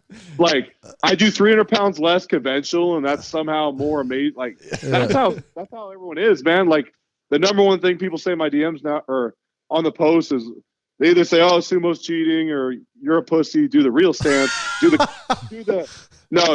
classic stance. You got to do the classic stance. And it's like I could post. I bet you this week I'm doing like 500 for reps of conventional. If I post that, it'll probably get just as much views and likes as every every lift I did during prep. I was going over 900 every week for 12 weeks. Well, and I would get, decent like. What do people think though? I mean, like, sure it's maybe going to be less than your sumo pull, but it's like this dude, like you don't have to be a genius to know that this dude's still going to be able to deadlift a lot conventional. It's not sumo isn't this magic lift that like 500 pounds. Like you don't need any strength to be able to do. I was like, what do you think? Like, it's like people are trying to justify it. It's like, no, you don't conventional deadlift more than this guy. Trust me. No, I mean, no one believes. I guess the people tell me this because I don't. Whenever pages repost me, I'll like it and maybe comment sometimes. But I don't read the comments because I'm going to lose brain cells if I do that. Oh, yeah. So my friends, some people have told me like, no one believes I could do over 900 conventional. And that's bullshit because if I actually trained long enough to build up, if I trained for 5-6 months, I know I could do that. But like I said, it's like. I would bet a lot of money that you could deadlift 900 pounds conventional. I would bet someone a lot of money on that. Yeah, I mean, and like I said, that doing that would bring me clout and traction. But people would still. That being said, I would do that, and the people would be like, "Well, but you pulled 900 conventional, but you'll never break a world record conventional." I'm like, okay, you got me there, bud. Okay, just keep moving those goalposts. Well, and all that being said, you're like right at the world record for your total. Like we're just talking about one lift here anyways, but like, and no one even talked. Like I knew no one would bring it up because it's like, and I've talked to Jamal Browner before and it's the same way. It's like he's pulled 971 and no one ever talks about the fact that a lot of people don't talk about that he's broken the total at least once. So it's like the single lifts is kind of like that's more appealing. It totals people like, oh cool, you're second all time, whatever, but you're a deadlifter. It's like, well, I can't deadlift the whole total. Like, I at least put out in some way, like, and like I said, I'm hoping in the future, my goal is to break a total record too. I feel like I'm confident. I mean, in my weight class, I got big Zach Myers. So that's going to be really, I mean, Zach Myers, he has the potential to total in 2,400. Right. I believe that. And that he told me we're friends because I train with him every 4 to 6 weeks. We usually meet up at a gym in Baltimore called Exile Fitness. But Zach is so well-rounded. Like he could squat over 900 pounds. At the meet, he did 870, but he had a really off day because his abductor was bothering him. But he could squat over 900 pounds. He could bench over 600, and he's deadlifting in the eights. So, like, he's the most, as a powerlifter, that's what you strive for, is you want to, now, obviously, I wish I could. I know I stick to my guns because I know what I'm good at.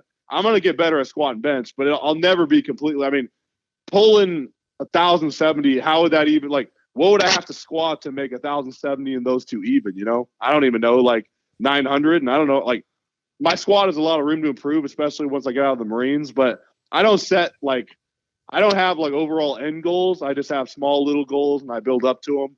Like, you know, one meet at a time, I set goals.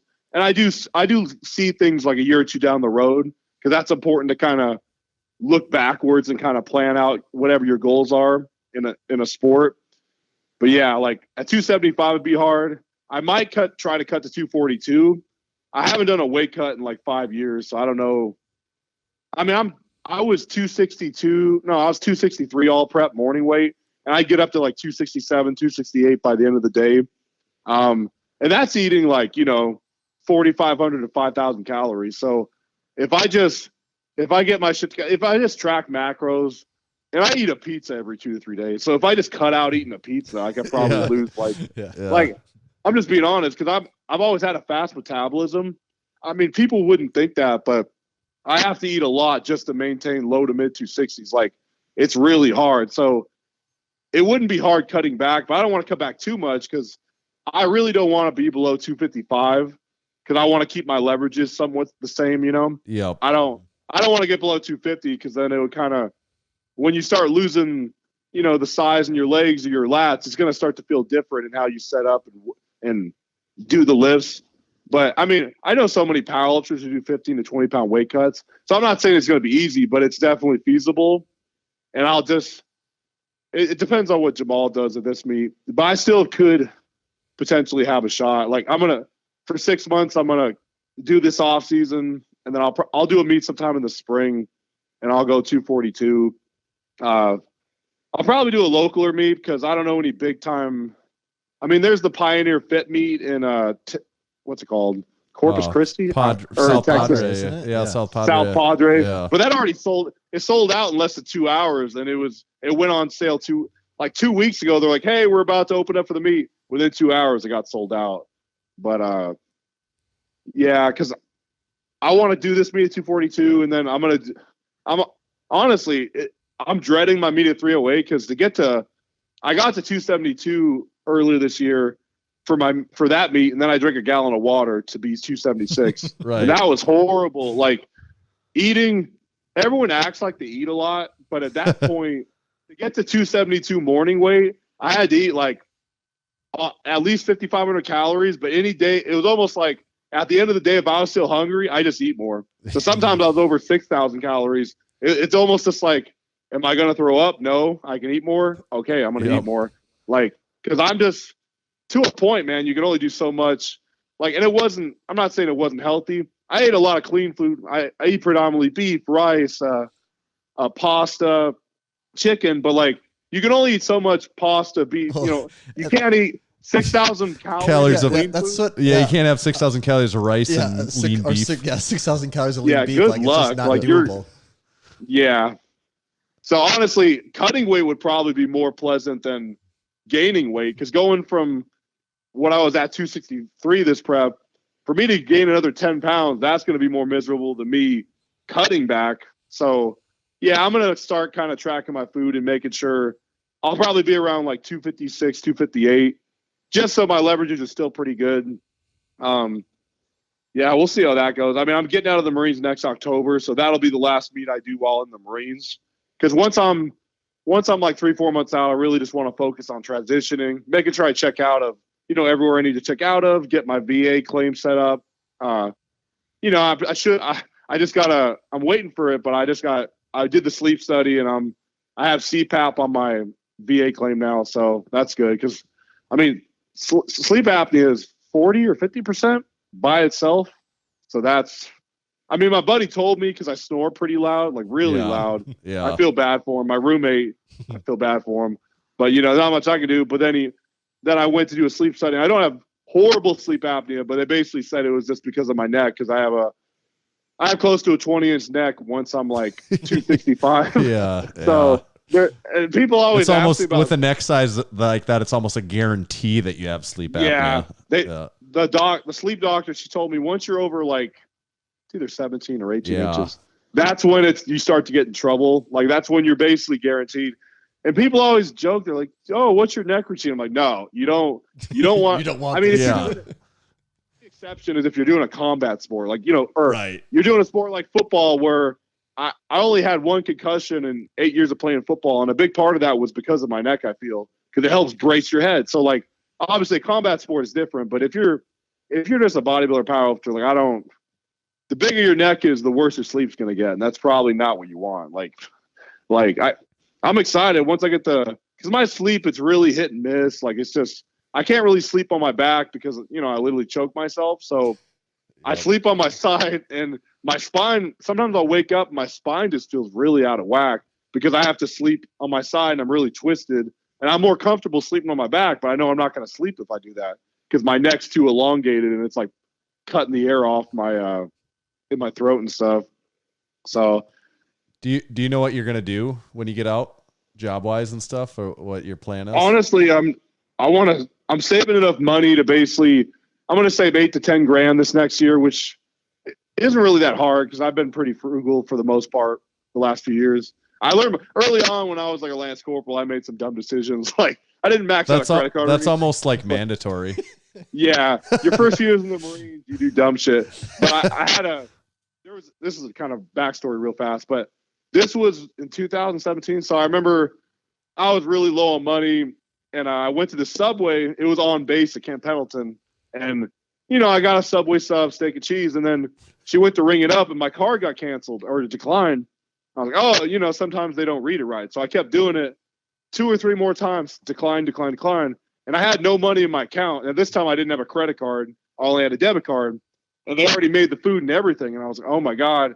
And I was so embarrassed. But then the lady kind of like, she pitied me. So she's like, you know what? You're fine. Just get the sub. Yeah. And, but ever since that moment, like it made me realize, damn, I need to get my shit together because if I want a wasn't, Subway sandwich. Yeah, it can't be not. I want subs. a Subway sandwich. And if I was anywhere else besides a military base, they probably wouldn't have gave a shit. And they would be like, hey, you need to do some dishes, or you're going to owe us extra. Like, I was lucky that circumstance, like, I felt really embarrassed, but like nothing bad happened out of it. But since then, I kind of really, just keeping track of your finances and stuff, just not crazily strict, but knowing your limits. Like, hey, I probably shouldn't spend money on that. I don't need that, But where was I going with that? I kind of forgot. Your job after, or you were. Oh yeah, so I'm gonna save 8 to 10,000, and I wanna start trying out either coaching, or I'm already starting. I'm about to drop my first template with my coach, deadlift program,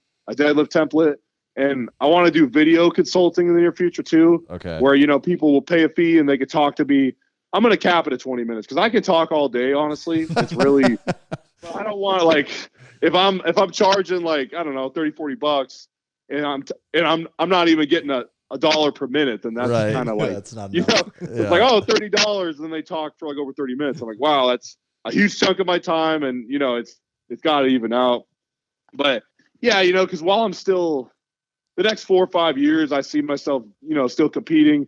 Once I'm like 32, 33, I think I'm gonna like probably call that point, because your body can only take so much, and you could do all the therapy, you could sleep great, you could do all the preventative stuff, but I've just seen with a lot of great powerlifters in the past, once they hit 34, 35, that's when it starts going. That's when it starts going downhill, because I've already been lifting since I was 14 and I'm 28. So by the time I'm 32, that's like 15, 17, somewhere in there. That's a lot of years. Getting closer to and 20. Obviously, when you get close to 20 years of training, you're kind of, and it's not to say I would never compete competitively again, but at that point my priorities would change, to like family and other stuff, because you got to kind of be selfish when you're doing anything at a high level. Mm-hmm. Yeah. I'm honest with myself. I know, like, to do this, I need to dial myself in. I can't. It's just kind of during a prep, I'll hang out with friends and stuff, but then it's always every 2 to 3 hours. I'm like, shit, I got to eat. Am I close to, like, it's like I'll map out. If I go out with friends, I'll like pull up the GPS and I'll type within a 0.2 mile radius. Oh, what kind of food's near me? Or I'll bring food, you know, or make sure I'm drinking enough water, all those little things. And, I guess just because I've been in the Marines 7 years, I'm kind of meticulous like that because you're so used to habits. You wake up at the same time every day. Your day is kind of more or less put in stone, like the times and stuff. So I tend to be like that during a meet prep too. So, you know, and especially once I have a wife and kids, I'm obviously going to put them first. I'm not going to be like, hey, honey, I'm going to go work out and do all this. I'll see you in 6 hours. Yeah. It's probably not going to last long. So True. I'm trying while I'm still in it. I just want to, so just doing coaching, templates, stuff like that, to where I'd have a more ideal schedule where I could structure everything good. That's kind of what I see myself doing. And I'm going to save enough money for like I said, 6 to 8 months so that I have enough time to get the ground running with that. So I'm not just like I said, if I don't save any money and I get out and it doesn't, I'm not expecting it to really pop off right away. So like, you know, you're kind of setting yourself up for failure. Because I love all these motivational Instagram and YouTube shit. It's like, you know, there is no plan B. Well, you kind of got to have some kind of like couldn't agree more. Really plan A. Yeah. You just fuck it, drop everything and become an artist. Well, it's like gotta kind of have something like a little security blanket, you know, like or a plan with some thought that. Yeah. So and I can always go back to the government sector, especially with 8 years in the Marines and stuff. But for the next, like I said, 4 or 5 years, I think it would be. I know looking back on it, I would rather take the risk and try all that. Yep. And kind of reach my potential in powerlifting, because I know it's a niche sport and a lot of people don't give a shit about it.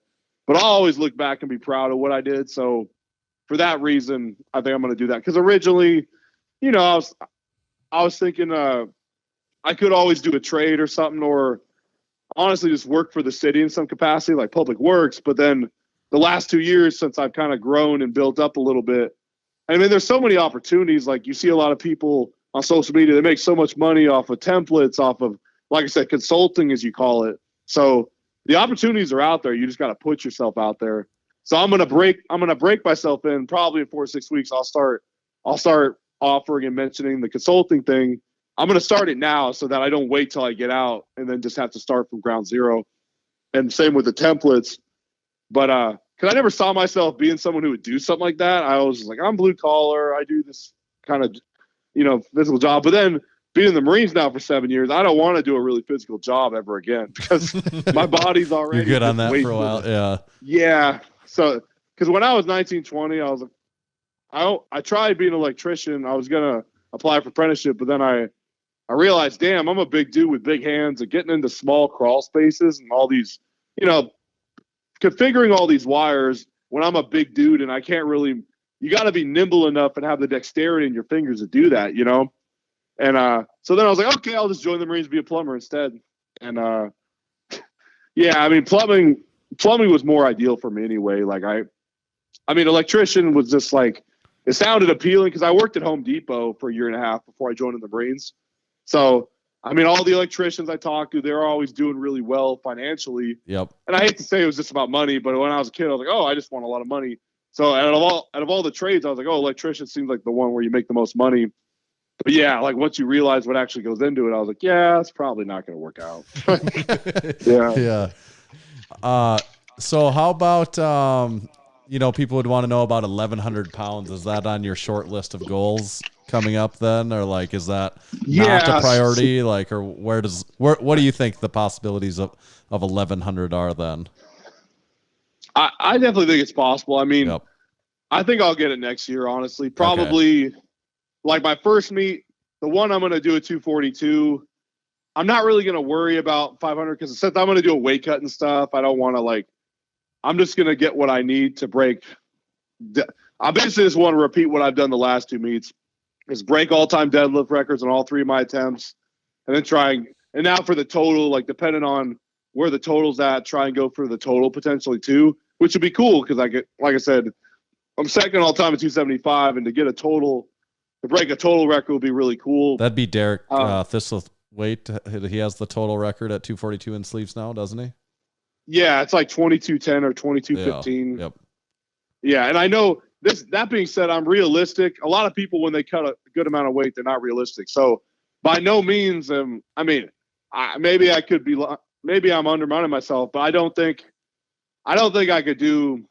Now, if I get strong enough in the next 6 months where all the numbers I just hit at 275, I could repeat those. I could squat 770, 780, but I want to be strong enough where I can squat 820, 830. So then doing the weight cut, even if I'm affected slightly, I'll still be able to hit around the number I want. Right. Because I haven't done a cut in so long. So by no means am I thinking, yeah, I'm going to cut 15 to 17 pounds and then I'm going to feel great. And then everything, like, I'm anticipating I'm probably going to take some, like, I'm going to have people help me with the weight cut, whoever it is. But I mean, I haven't done it in so long. I don't know. You don't know how your body's going to react till you do. I mean, till you do something like that. That being said, I'm not just going to try a water cut for fun to see how my body would react. So once I get to that meet prep, I'll figure out how well I respond to like a water cut and, manipulating sodium and all these things. Cause everybody's different. Some people are really good at pulling out water and some people, anyone can mess it up. But,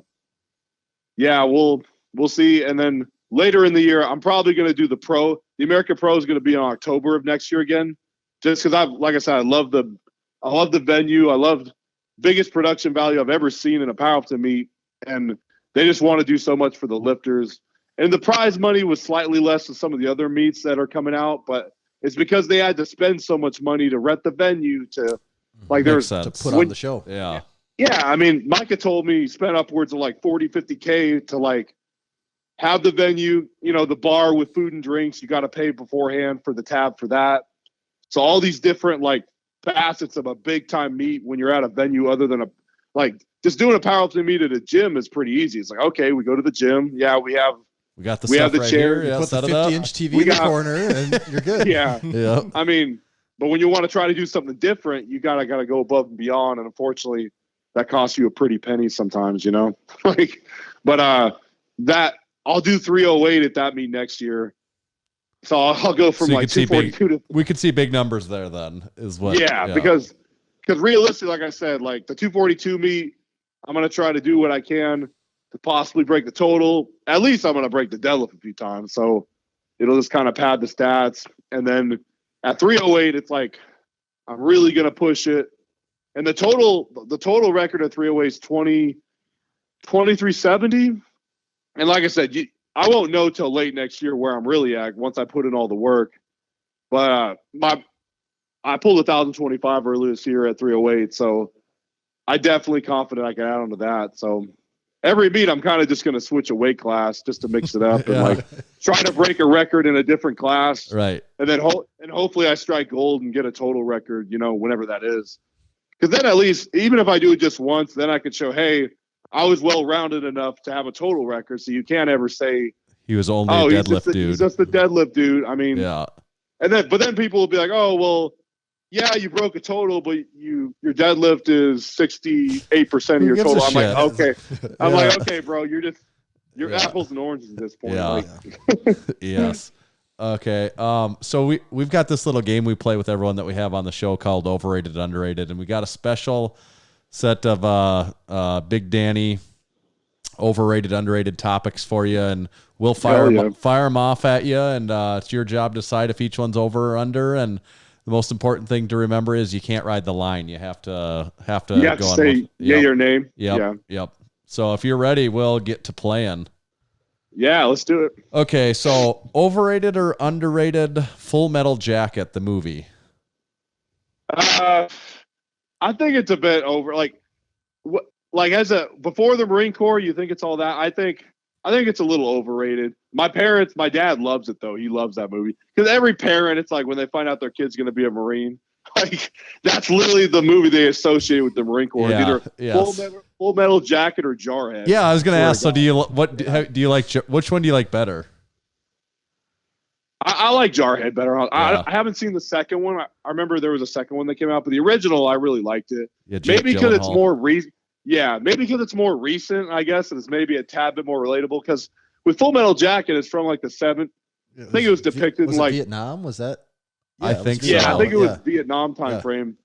Yeah, so it's like I couldn't really, because especially man, a lot of the stuff in boot camp that they did back then, you get crucified now for it. So it's just a whole different. And I don't want to say woke culture, whatever, but like Right. Anything happens, they just have they can snitch on you so quick. So the DI, if you do something even somewhat out of the norm, your ass could be like getting an MJP or some kind of punishment. Like, so they're for right reason. Like, if you're trying to make this career and you're DI, you're not going to lose your career over some stupid recruit. So if you have to like almost lower your standard of effort to make them into a Marine, well, that sucks, but you got no choice, because if you want to do 20 plus years.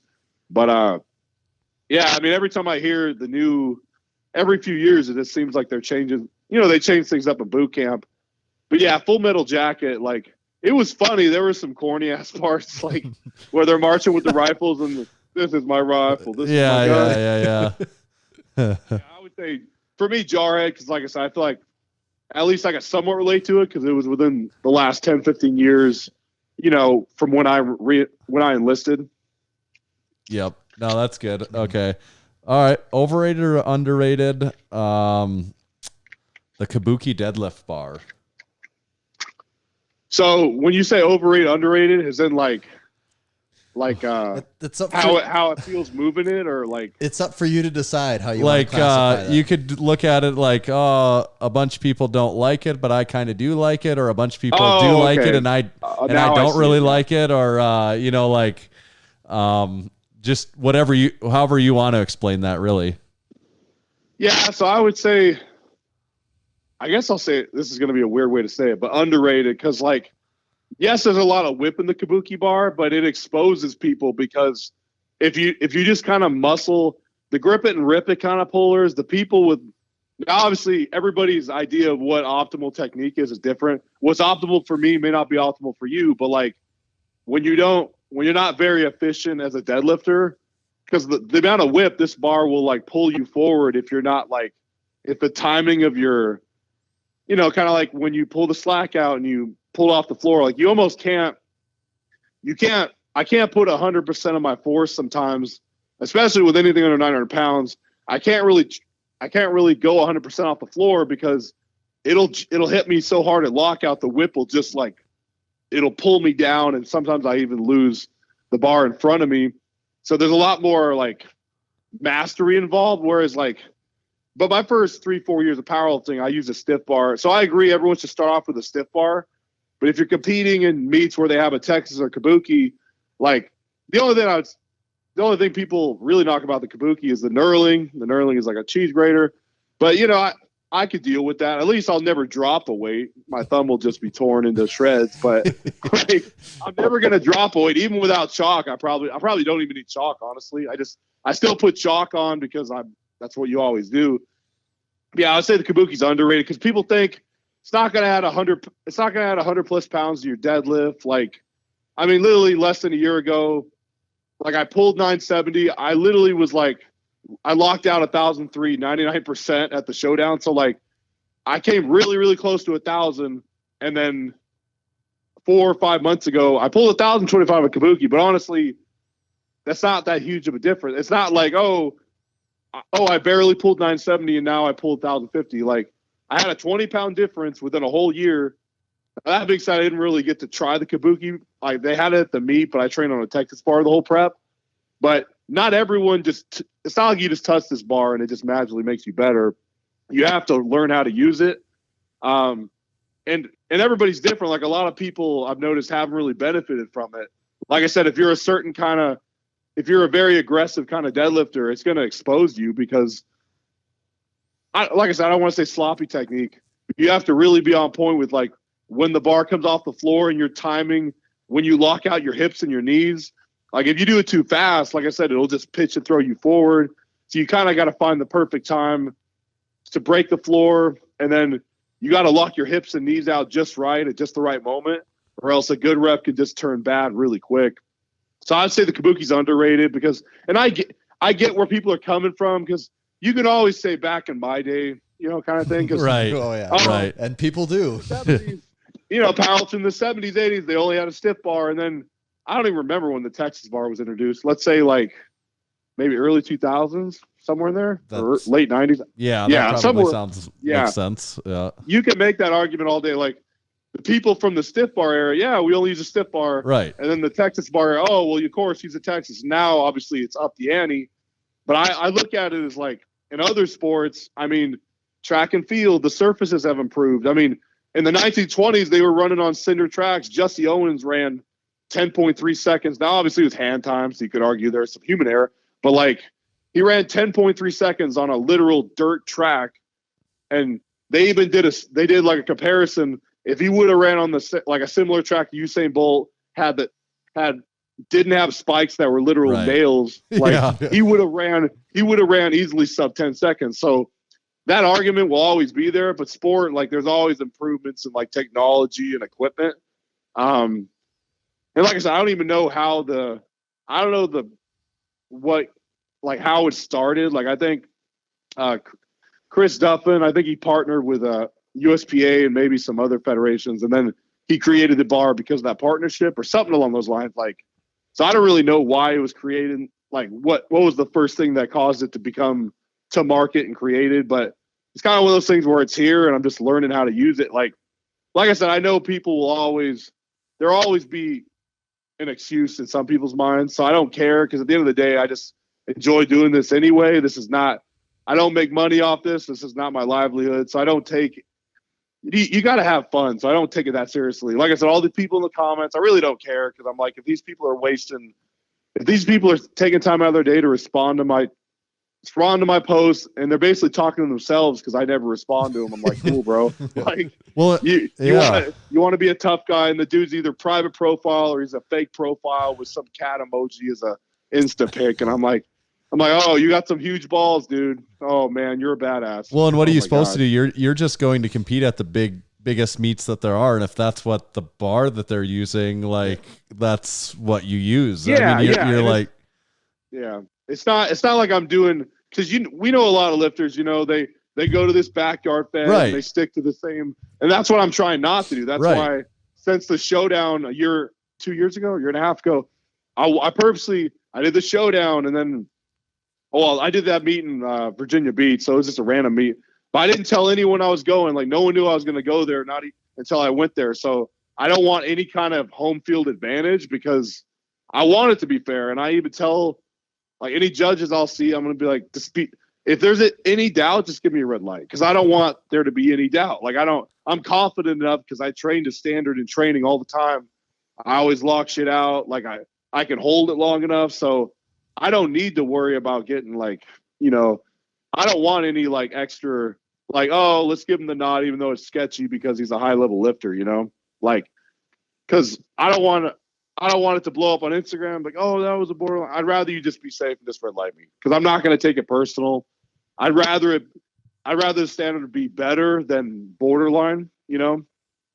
So, no, that's good. I'll just continue. Like I said, I've done USPA. I'm doing the last one was WRPF. My next meet will probably be USPA at this point, probably. So I'm doing different multiple feds, high level meets.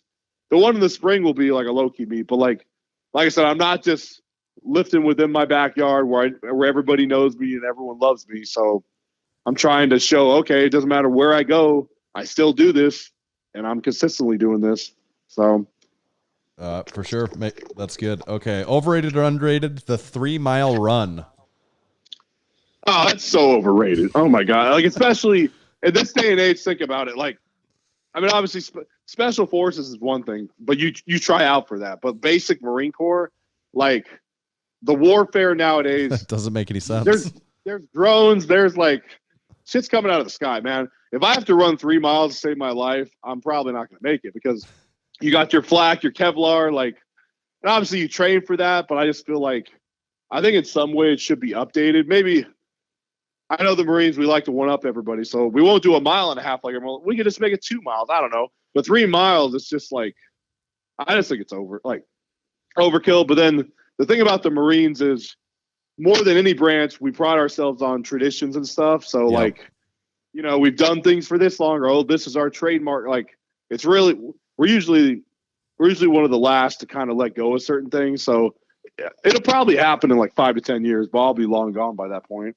But it's definitely, I mean, and a lot of people agree with that. Like there could be better ways to test our endurance of sprinting, without, I mean, it's a straight 3-mile run is just not. You're just going to get knee and back issues. That's what most Marines have from running. I mean, my first 4 years of Pendleton, I ran 10 to 12 miles a week on average. And, and plus you're working your job all day. Like, that's just not sustainable. And it's not fun. Yeah, it's not. I mean, I used to kind of like running, but yeah, my passion for running has dwindled to where I don't know if even when I get out and I lose all the weight after I'm done powerlifting, I don't know if I'll ever run again. Yeah. Like, it's giving me flashbacks. Okay, so this next one's the last one, and it's we always save the most important one for last. So, overrated or underrated beards with no mustaches? I personally like that look, so I say underrated. Like I can't really grow a mustache, so like to me, when I have my coming out party next year and I get to grow a beard again, you're probably not gonna. I'll try to grow a stash, but it's gonna be like I just can't grow it around my lip same way I can around my chin. So I'd say underrated on the beard because it's cool if you complete the look, but I don't think it's bad if you can't pull off the full. I mean, my dad could grow out like a mustache into a goatee pretty well, but I can't. So maybe my genetics just suck. Maybe my hair genetics. Yeah, we got. We like it though because we have a shirt. It's called our 8-bit powerlifting shirt. So it's like the style of like 8-bit Nintendo graphics, and it's got a guy squatting on it, and it's like looks like kind of like an NES cartridge for a powerlifting game. And the dude, the artwork, he looks like you when you had that look actually, because he's got that same beard and everything. Yeah. So That's awesome. When we were looking at your old stuff, I was like, it's the guy from our 8-bit powerlifting shirt. Yeah, back then people, especially when I worked at Home Depot, people used to think I was Amish because of that beard. Yeah. I'll grow it back, but I won't have the full head of hair that I did before. But I'll still make it work with that beard though. Yeah, your look has changed pretty significantly. Yeah, I mean, I remember and I haven't really said this publicly because I don't know. It's not that I'm embarrassed, but I remember it's been like a year and a half. So I had a bad haircut. The barber completely botched my fade, and I'm like, God, this looks like, I forgot. It just looked really horrible. So I was like, you know what? I'm just going to shave my head. And I noticed some kind of, not balding, but there was, towards the back of my head, it was starting to get a little thin, but not really noticeable, only to me because it's, I'm looking at it for 30 seconds. And then I shaved my head, and then, just the crown of my head just wasn't really growing back. And I was like, damn, I guess this is my time now. And I was like, you know what? Like, shaving your head's easy anyway. So ever since I've been, every other day I'll shave my head. And I know I probably could do like some of these hair procedures, but the problem is when you do these hair procedures, you got to be able to let it grow out for a certain amount of time. And I can't, I have to get a haircut every week. So at least I couldn't really do it while I'm still in the Marines because I gotta get a haircut at least once a week. So, but I don't know. I like the bald look. Like, honestly, it's just, it's like when you get old enough, you really don't care about certain things. Like when you're in your early 20s, like, oh, my hair, but like, I don't know. At the time I was 27, I was like, you know what? I had a good run. Like if it never comes back, like I'm not really gonna like. I could just Photoshop my hair on my head if I need to. I got bigger things to worry about than hair now. Yep. Nope, that makes sense. And good news, it looks like you passed overrated, underrated successfully. Hell yeah. That's almost as good as the 1,074 deadlift and 2,302 total.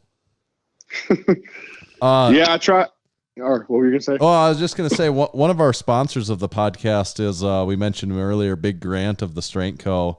and the Strength Co. plates. We are big fans, big users of the Strength Co. plates. I think you've got some that you've pulled on before too, right?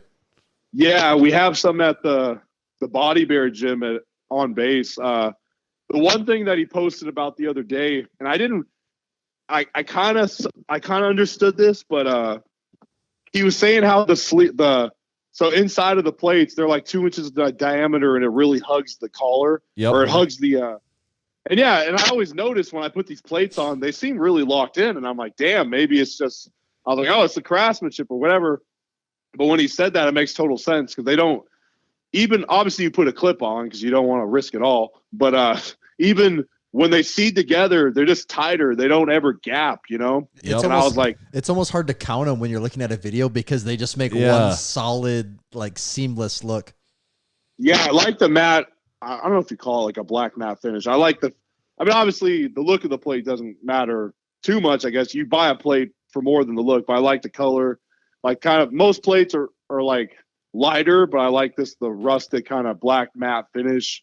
And yeah, from the moment I started lifting on, I'm like, and obviously when I deadlift, I can't really use them because, I mean, I don't even know. Let's see, with a kabuki You can't bar, fit I can enough probably, on. Yeah, you cannot fit I think enough. at max maybe 850, 900. But like the problem is with a kabuki bar with that much bend, if I were to use pound plates, it would get so like it would be like a block pull basically because it would just bend that much more. So, and I know a lot of people do that for clout, but I just care about what I do at meets. Like I know, and people always tell me stuff like that is how you gain traction. Oh, like because people love, for some reason, apparently a lot of my powerlifting friends, they get more likes and views when you lift, even doing a deadlift bar with pound plates, because it's more relatable to most people. Because most people don't understand kilos who aren't powerlifters.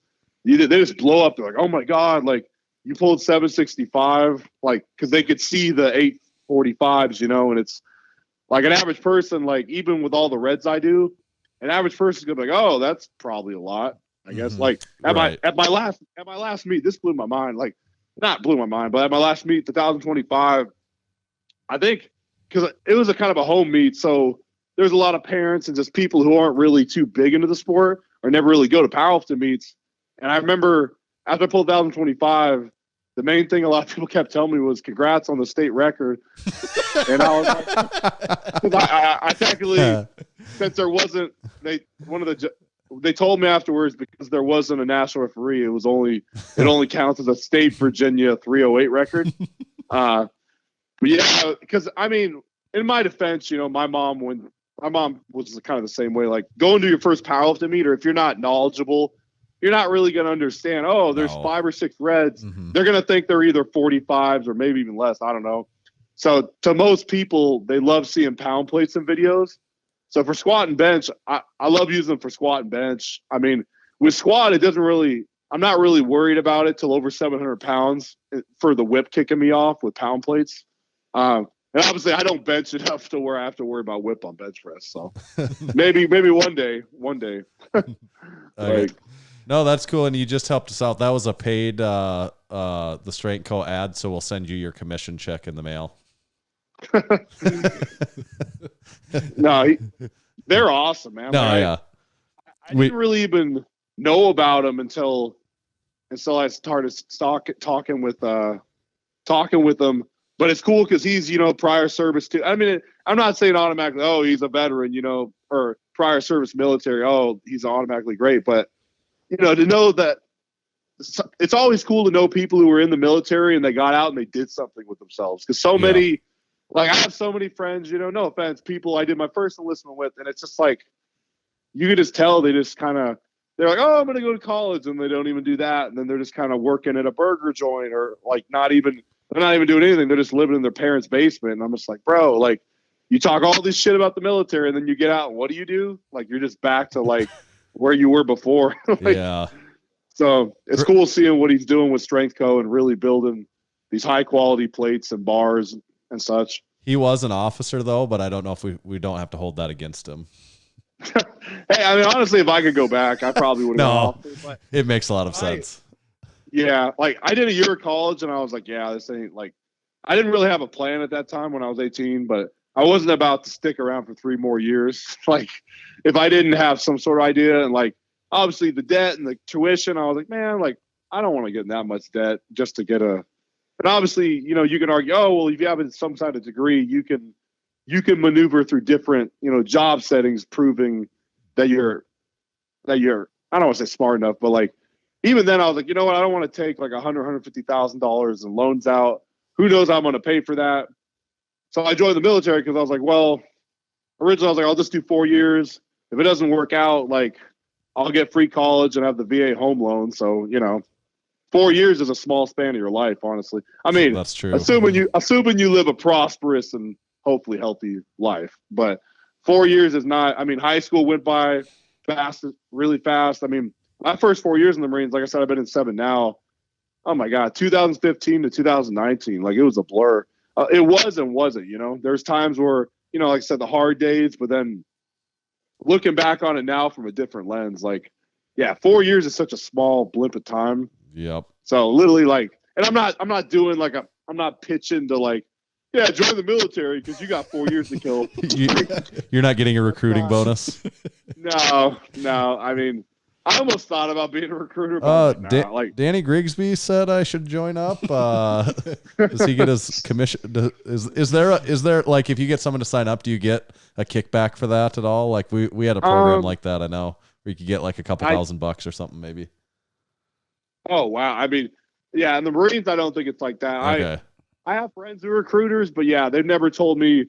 I mean, I just know, man, it can be ruthless because if you're in an area like unless you're in a place like Texas where people are literally knocking at the door at 8 a.m. like, please, I want to serve this country. Like I'm from Oregon, so like in Oregon, man, it's really. I went on, we call it recruiting assistance. It's like I was waiting to pick up in my schoolhouse in Camp Lejeune, and they let me go home for a month because I was just sitting around not doing shit but working parties. And so for a month, I was kind of tagging along with the RSS I was at, and it was kind of an eye opener. I was like, wow, like didn't really have an idea what went into recruiting, but it was like a lot of calls, like, and it sucks because they like tap the phone, so like you could say, yeah, I called 50 people today, but like in reality, they can track how much. I've heard there's either software or like some way they can track how much. So you could be like, if you lie and say you called a bunch of people and you didn't, they could call you out in your BS and be like, get on the fucking phones. Like you need to like, because I mean, to me, calling just sucked because I'd call and you'd just be like, hey, this is PSC Grigsby, blah, blah, blah, I'm with the Marines. And it's such awkward because you're talking to someone you don't even know and you're just asking them. You try to either nonchalantly say it or you try to be like, oh, what are your sons or daughters' interests? And then you pull it into that. But over the phone, it's just so impersonal, kind of. Yeah. I like going to schools. Schools was kind of fun because then I could talking to people is more easier for me in person.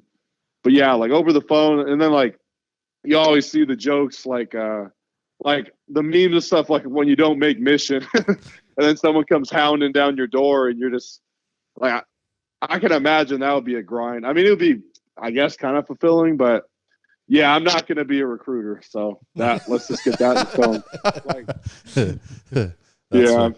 All right, man. Well, we really enjoyed having you on. Actually, we have a list of questions we didn't even get to probably, but that's all right. We'll have to catch you again another time.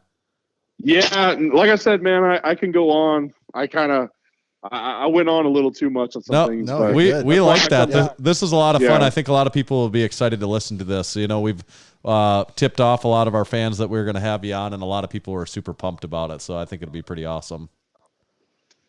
Yeah, man. I can't wait to do it again. It was great talking with you guys tonight. Awesome. We appreciate it, and we'll be on the lookout for some more big deadlifts, big totals, a little bit of everything coming from you. Hell yeah, guys. Appreciate it. Have a good night. All right. Thanks, Danny. See you. Bye.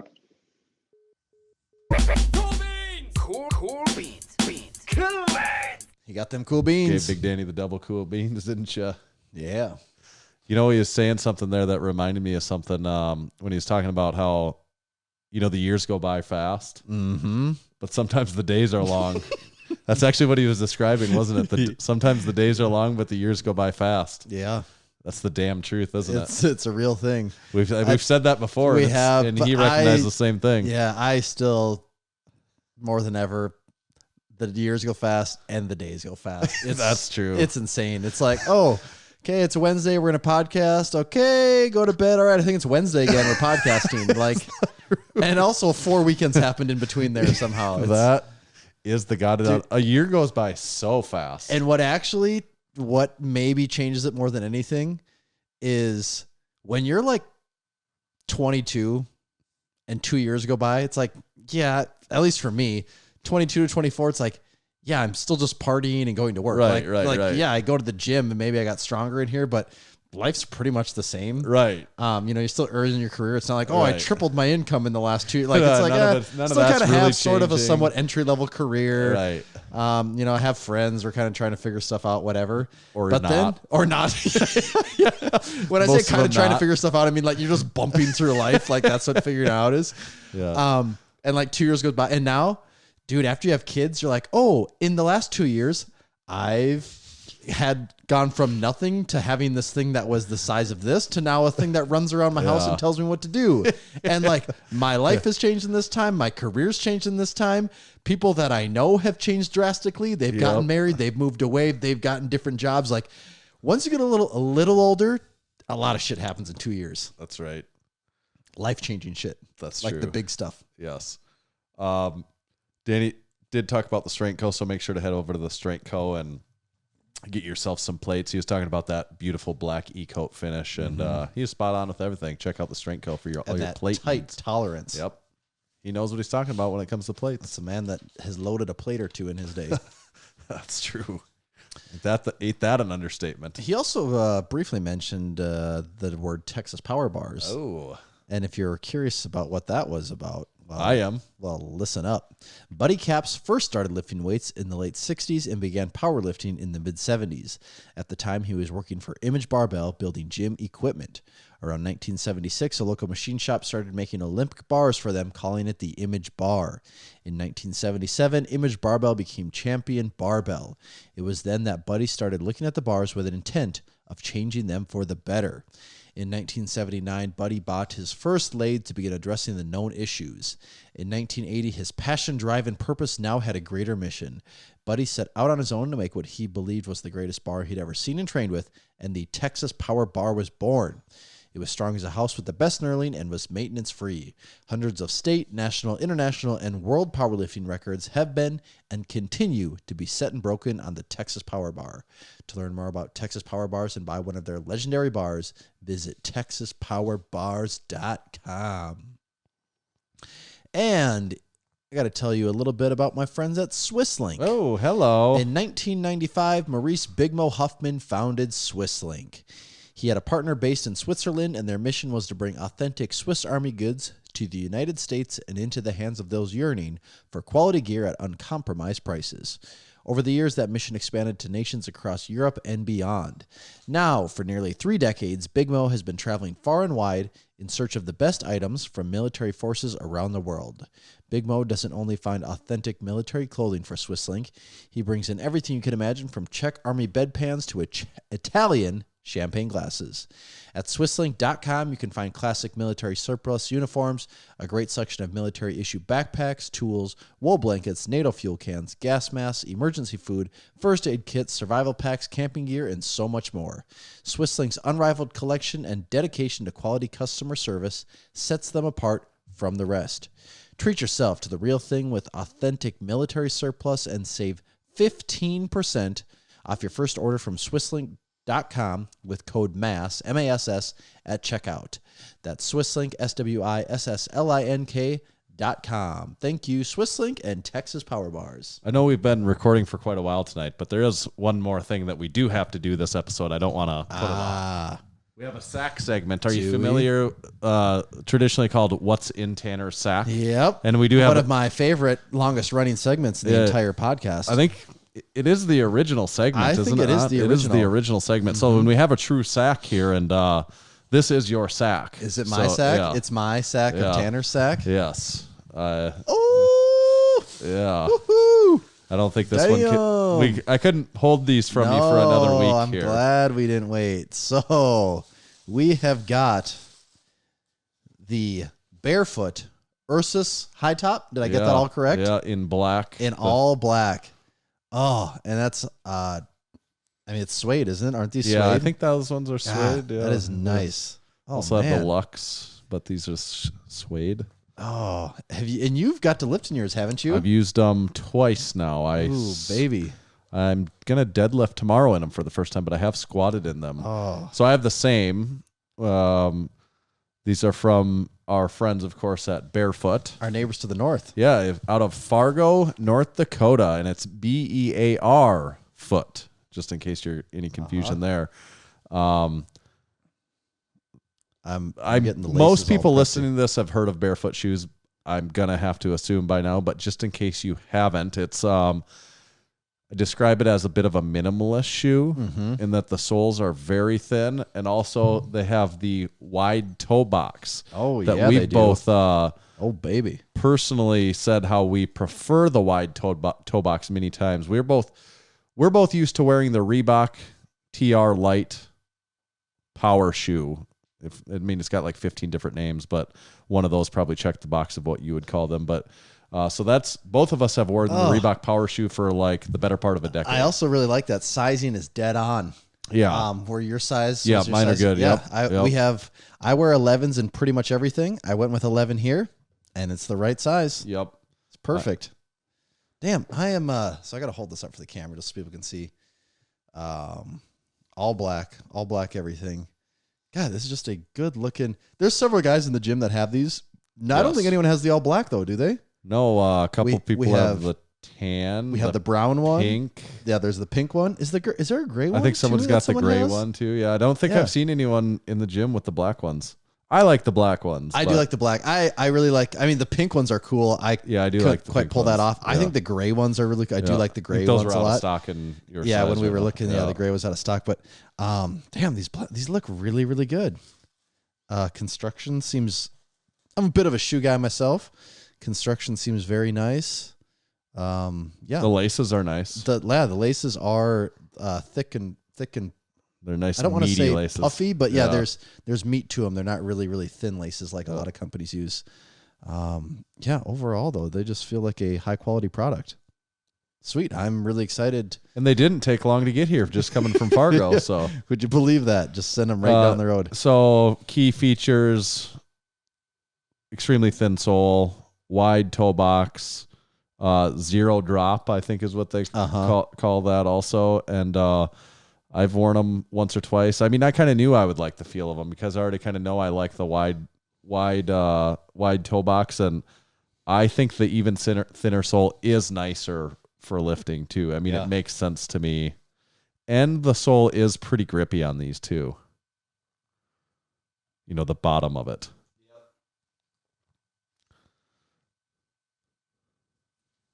I'm over here just getting them quickly laced up, and just pumped to have these on. Yep. And they did come with a little manual, but I actually forgot that. I've got that at home. Oh, the instruction manual? No, I it's could be more doing like this wrong? No, it's more like a foot manual. Okay. I would call it. Just kind of an interesting piece of literature that comes with it of like kind of explaining what the benefits are and why. Sweet. Damn. Well, I'm going to the gym tomorrow, so I'm pretty excited to wear these. Now, my only thing is, though, I've been such a proponent of the Reebok TR Lite, and I've always said I'd never... Well, my Reebok and yours are the same way, I'm sure. They're just so worn in that they pretty much have a similar incredibly thickness. zero drop Right. thing. Like, because we've had them for, 6 years each? Yeah. Wear them for almost every workout session in that time.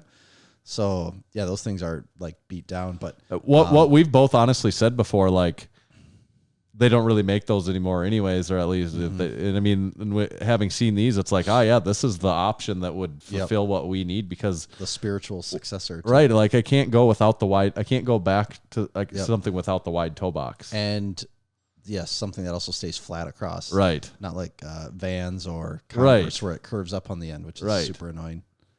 What does zero drop mean? Is that what that is? Or what? I always thought when they talked about drop in shoes, usually, Is that a heel? A lot of times, the heel's a little thicker, and it comes to, I believe that there is a bit of a drop, like your foot is maybe just very, very slightly downhill.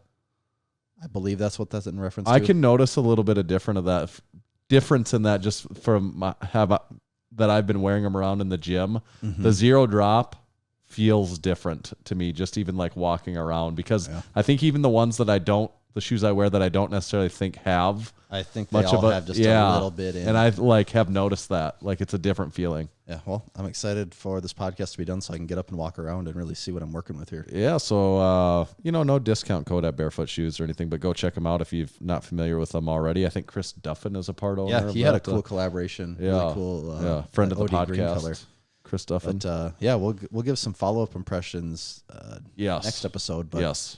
Immediate unboxing impressions are pretty good over here. Positive remarks. thus far. Positive. Oh, Yeah, get it? I get it. I see what you did there. Okay, we had other stuff on our list, but we had a lot of fun talking with Danny, and we talked about a lot of stuff. So we got some things that are going to wait till next week. But what's not going to wait is you need to get on this drop that's come out. Yeah, it might be too late already. It might be because we are a week ahead of schedule. So right. You might be if there is anything there, make sure you take advantage of it because it might not be around long. That's true. We had the jorts, especially those jorts. Yeah, especially the jorts, and then the all go no show tee, the patches, and then the new koozies. So check it all out at Massenomics.com. Become a supporting member. Like and subscribe to our YouTube channel. Bump those numbers up. We're almost at a milestone there, I think. And then please hit us up with a 5-star review on Apple Podcasts. We need to keep that train chugging along. I think we're working on getting on the road to 500, and when we eventually hit 500 of those, we'll have to do something cool. Yeah. We've done cool things before, but for 500, I think we really got to do something cool, right? And we've talked about some bigger and better things. Yeah. So if you want to see that happen, help us get to 500, and please, for the love of God, become a supporting member. Would it kill you guys out there to become a supporting member? If you're already a supporting member, get a second membership. Yeah, there's no limit. You can mix and match those things as much as you want. Some of you might already have 2. Get a third. Yep. Just stack. It's stacks. It's your stacks, membership stacks. But yeah, if you do want to support us, that is a great way. It's on our website, in our shop. Become a supporting member. We'd love to have you on the team. We love each of you equally. We just love the ones with higher levels more. He ain't lying. More equal for those people. Tommy, where do they find you at? You can find me at Tomahawk_D. You can check me out at Tanner_Baird, but just make sure to follow Massenomics at Massenomics. See ya.